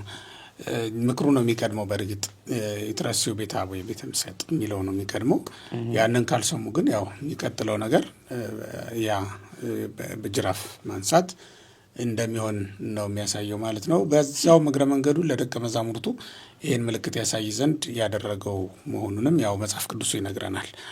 ምክንያቱም አይሁድ ደቀ መዛሙርቱ ያሰቡት ነገር አለ እዛ ላይ እስመ ቅንዓተ ቤትከ በልዐኒ የቤት ቅናት በላኝ ያለው ለካ ይሄ ነው ብለው እንዲያስቡ ወተዘከሩ ቃሉ ነው የሚል ያንን ቃል እንዲያስታውሱ ያደረገ ክስተትም ነው የተከሰተው በዚያ ቀን ማለት ነው። ለደቀ መዛሙርቱ እናሳይቷል። ለአይሁድ ደግሞ ቢመለሱ ቤተ መቅደሱ ወደ አዲስ ኪዳን ቤተ መቅደስነት ተለውጦ አገልግሎት ሊሰጥ የሚችልና ቋሚና ዘላለማዊ ሆኖ መቀጠል የሚችል እንደተገባው ቃል ለሰሎሞን እንደገባለት ኪዳን ለዘላለም ስሜ በዚህ ቤት ይኖራል የሚለው ነገር ጸንቶ ይኖር ነበረ። ግን አልሆነም፣ ያው በዛው ተጠቃለለ ማለት ነው። ለማንኛውም እንግዲህ ዛሬ ላሉ ምዕመናን ምኩራብ ስለተባለች ሰውነታቸው ነው እንዲያስቡ የሚያስፈልገው፣ ቤተ መቅደስ ስለሚባል ሰውነታቸው። ምክንያቱም የክርስቶስ ሰውነት ቤተ መቅደስ ተብሎ ተጠርቷል አይደለ? ውእቱ ሰይቤሎሙ በእንተ ቤተ ሥጋው የሚል አንብበናል ቅድም። ምኩራብ ቤተ መቅደስ ስለተባለ ሰውነቱ ነው ይህን የተባለው። ስለዚህ ክርስቶስ ቤተ መቅደስ ስለተባለ ሰውነቱ ነው የሚያወራው። እኛም ዛሬ ቤተ መቅደስ ስለሚባል ሰውነታችን ነው ማውራት ያለብን፣ ማሰብ ያለብን። ስንት ነገር አለ። ቅድም እንዳልከው ስንት በሬዎች፣ ስንት ላሞች፣ ስንት በጎች፣ ስንት ርግቦች አሉ። ስንት የሚሸጡ የሚለወጡ ነገሮች አሉ። እግዚአብሔር ቢመጣ በምን ሀልዎት ነው የምንኖረው? እግዚአብሔር ወደ መንፈሳዊ ቤተ መቅደስ ሁልጊዜ ይመጣል። ዕለት ዕለት ይጎበኛል ያንን ቤተ መቅደስ። በወንጌልም እንደተጻፈው መዓልተ ይሜህር በምኩራብ ነው እና ቀን ቀን በምኩራብ ያስተምር ነበር ነው የሚለው። አሁን ግን ሌሊትም ቀንም ይሄን ቤተ መቅደስ ይጎበኛል። በዚያ ሰዓት እግዚአብሔር የሚያስቀይሙ ነገሮች እንዳይገኙብን ነው ሊያሳስበን የሚችለው። ከዚህ አንጻር የመጨረሻ የምትለውን መዝጊያ ቃልም እንዲሆንን በልና እንጨርስ። እኔ ምንም ያው እግዚአብሔር የፈጠረን ሸክላዎቹ ነን፣ ቤተ መቅደሶቹ ነን። ስለዚህ ከኛ በላይ እሱ ሸክላ በራሱ ላይ ስልጣን ከሚኖረው ይልቅ ሰሪው ነው ስልጣን ያለው። የእግዚአብሔር ሸክላዎቹ ከሆን ሰሪያችን ስልጣን አለው በእኛ ላይ። ስለዚህ ሸክላው የማይገባ ባህሪ ሲያገኝ አፍርሶ የመስራት የመቅጣት ስልጣን አለውና በእነዚያ በአይሁድ ወይም ደግሞ ቤተ መቅደሱን በወረሩት ሰዎች ሳይሆን በእኛ ላይ በእኛ በራሳችን ምኩራቦቹ እኛ ቤተ መቅደሶቹ እኛ ነንና የማይገባ ነገር በእኛ ሕይወት ውስጥ ሲያይ እንደሚቀጣን ማሳያ ነው። መቅጣቱ ግን የጥላቻ ምልክት አይደለም። ቅዱስ ጳውሎስ በዕብራውያን መልእክቱ ምዕራፍ 10 ላይ ነው ወመሰ ይገሰጹክሙ አንደበራ አንትሙ የሚለው። ምናልባት አሁን ወላጅ የሌላቸው የጎዳና ልጆች የሚቀጣቸው ላይኖር ይችላል።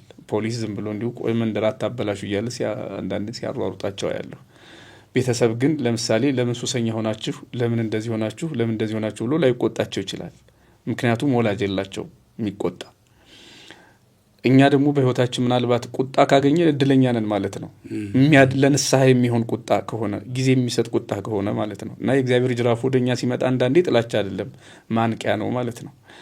ይሄን የቤተ ክርስቲያን አባቶቻችን ምን ይሉታል? ፈረስ እየጋለበ በአለንጋ ነካ ያደርጉታል። ቁም ማለት አይደለም ሂድ ማለት ነው። በሬውም እያረሰ በጅራፍ ነካ ያደርጉታል። ሂድ ማለት ነው። የከተማ ሰው ደግሞ ምን ነዳጅ ሰጠት ያደርጋል። መቼም ነዳጅ እየሰጠ ቁም አይደለም፣ ሂድ ማለት ነው። እና እግዚአብሔር አንዳንዴ ነካ የሚያደርገን ስለሚጠላን ወይም ስለተወን ሳይሆን እየሰራን እንደሆነ ማወቂያ ነው። አንዳንድ ጊዜ እግዚአብሔር በዚህ መንገድ ሰውን ሰርቶ ያውቃል። ኢዮብን በቁስል ሰርቶታል። እኛ ቁስል ሲያፈርስ ነው የምናውቀው። ኢዮብን ግን እንደገና አዲስ ኢዮብአብ የሚል ስም እስኪሰጥ ድረስ ፀሐይ ተብሎ እስኪቀየር ድረስ ስሙ እንደገና ፈርሶ የተሰራው ከቁስል ነው።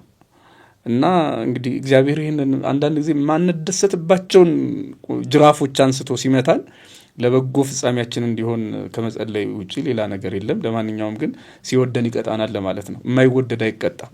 ሳራ በስደቷ ነው እመቤቱ ነው የተመለሰችው። እና ይገርመኛል፣ ሀገሯ እያለች እመቤት ለመሆን ገረድ ያስፈልጋት ነበረ እና ተሰዳ ሄዳ ገረድ ተሸልማ መጣች። ስደትም ለካ ለእመቤትነት ያበቃል። የአብርሃም ክብሩ የተገለጠው ነቢይነቱ የተገለጠው በስደት ወቅት ነው። እሱ ነቢይ ነው። እንደው በጣም የሚገራርሙ ታሪኮች አሉ። እሱ ነቢይ ነው። በሀገሩ ሳለ እግዚአብሔር እንዲህ አላለውም፣ እሱ ነቢይ ነው እና ስላንተ ይጸልያል ብሎ የአብርሃምን ክብሩን የገለጠው እዛ ቦታ ነው። እና ከውርደት ቀጥሎ የሚመጡ ክብሮችም አሉና እሱን በደንብ ያ ግን ከእግዚአብሔር ሲሆን ነው እንደተባለው። ስለዚህ አሁን ለማጠቃለልም እንግዲህ የእግዚአብሔር ቤተሰቦች በዛሬው ታሪክ የምንረዳው የምንማረው በጣም ሰፊ ታሪክ ሰፊ ጉዳይ ነው የምናነሳው። አምላካችን መድኃኒታችን ኢየሱስ ክርስቶስ ቤተ መቅደሱን እንደጎበኘ ወደ ኢየሩሳሌም ለበዓል እንደወጣ በዛውም ቤተ መቅደሱን እንደጎበኘ ነው ያየ ነው። እግዚአብሔር መቅደሱን አይረሳም፣ ይጎበኛል የሚለውን ነገር ነው በደንብ የሚያሳየን። ቤተ መቅደሱን በሚጎበኝበት ሰዓት ደግሞ የማይሆን ነገር በውስጡ ቢያገኝ ይቆጣል እግዚአብሔር እና ከዚህ አውጡ። የመጀመሪያው ትእዛዙ ከዚህ አውጡ፣ ይህንን ከዚህ አውጡ ነው። ለምን? የአባቴ ቤት ነው ይሄ፣ የጸሎት ቤት ነው ይሄ፣ ቤቴ ነው ብሎ ይናገራል። የተነሲው ቤት አወይ ነው፣ በቃ ይሄ የእኔ ቤት ነው፣ የአባቴም ቤት ነው። ስለዚህ የወንበዴ ዋሻ፣ የሌቦች ዋሻ፣ የወንበዴ ጋሻ ልታደርጉት በፍጹም አይገባም የሚለውን መልእክት ያስተላልፋል። ሶስተኛው ጅራፍ ያነሳል። ከዛ በመጨረሻ ነው እንግዲህ የአይሁድን ቤተ መቅደስ እስከ መጨረሻው ድረስ አጠፋት አይደለ ያልነው። እስከ መጨረሻው ድረስ የአይሁድ ቤተ መቅደስ ስለመጥፋት ዛሬም ድረስ አልተሰራም። ያው ቤተ መቅደሱ እንደምታውቁት በመካከል እንስራ ብለው የተነሱም ነበሩ። በልዩ ልዩ ታምራት ታሪክ ጸሐፊዎች እንደነገሩ በልዩ ልዩ ምክንያቶች ቤተ መቅደሱ ሳይሰራ ነው የቀረው ማለት ነው። ላይመለስ ቤተ መቅደስ የተባለው ሰውነታችን የሚፈርስበት ዘመን እንዳለ በማሰብ ከአሁኑ ሊወጡ የሚገባቸውን ለቤተ መቅደሱ ክብር የማይመጥኑትን በእውነት የእግዚአብሔር ዕቃ ለእግዚአብሔር ነው መሆን ያለበት እና ሰውነታችን የእግዚአብሔር ዕቃ መሆን አለበት። ለዚህ ቤተ መቅደስ የማይመጥኑ ነገሮች በጠቅላላው ከእግዚአብሔር ፊት ሊቀርቡ የማይገባቸው መስዋዕቶች ሊቀርቡ በፍጹም አይገባም፣ ሊኖሩበት በፍጹም እንደማይገባ የሚያሳይ ታሪክ ነው ዛሬ ስንማር የነበረው። የአባቶቻችን አምላክ እግዚአብሔር እንግዲህ በዚህ ቤተ መቅደስ ሊጎበኝ ሲመጣ ደስ የሚያሰኘውን ነገር ይዘን እንድንገኝ እግዚአብሔር ደስ የሚሰኝበት ሕይወት እንዲኖረን ትዳራችንም ሌላውም ነገር ምንኩስናችንም ሁለ ነገራችን በክርስቶስ የተቀበልነው በወንጌል ያገኘነው ማንኛውም ሕይወት ንጹሕና ጥርት ያለ በእግዚአብሔር ፊት ሊቀርብ የሚገባው መስዋዕትን ብቻ የተሞላ ሆኖ እንዲገኝ ነው የሚያስፈልገው። የተማርነው ይህንን ነው። የአባቶቻችን አምላክ እግዚአብሔር ስላልተወን፣ ስለጎበኝን፣ ስላስተማረን፣ መምህራንን ስላስነሳልን፣ ወንጌልን ስለተረጎመልን፣ ምስጢሩን ስለነገረን ለስም አጠራሩ ክብርና ምስጋና ከዘላለም እስከ ዘላለም ድረስ ይሁንልን። እናንተም በያላችሁበት ናችሁ ይህንን መልእክት ስለምትሰሙ ላልደረሳቸው የሚዳረስ ዘንድ የእግዚአብሔር ቃል ፈጥኖ በሁሉም ቤት ይደርስ ዘንድ ሸር ስለምታደርጉና ስለምታካፍሉልን የእናንተንም ሀሳብ እንዲሁም ደግሞ ዝግጅታችን የተስተካከለና ለእናንተ በሚስማማ መንገድ ማቅረብ እንድንችል ለእግዚአብሔርም የበጀና የተመቸ አገልግሎት ይኖረን ዘንድ ስለምታርሙን፣ ስለምታስተካክሉን እንዲሁ አስተያየትም ስለምትሰጡን እጅግ አድርገን ነው የምናመሰግነው። በልዩ ልዩ መንገድ ይህንን መልእክት የምትመለከቱ በጠቅላላው ጉባኤ ቤታችንን ደግፉ። መልካም የጾም ጊዜ ይሁንላችሁ እላለሁ። አመሰግናለሁ። እግዚአብሔር ይስጥል።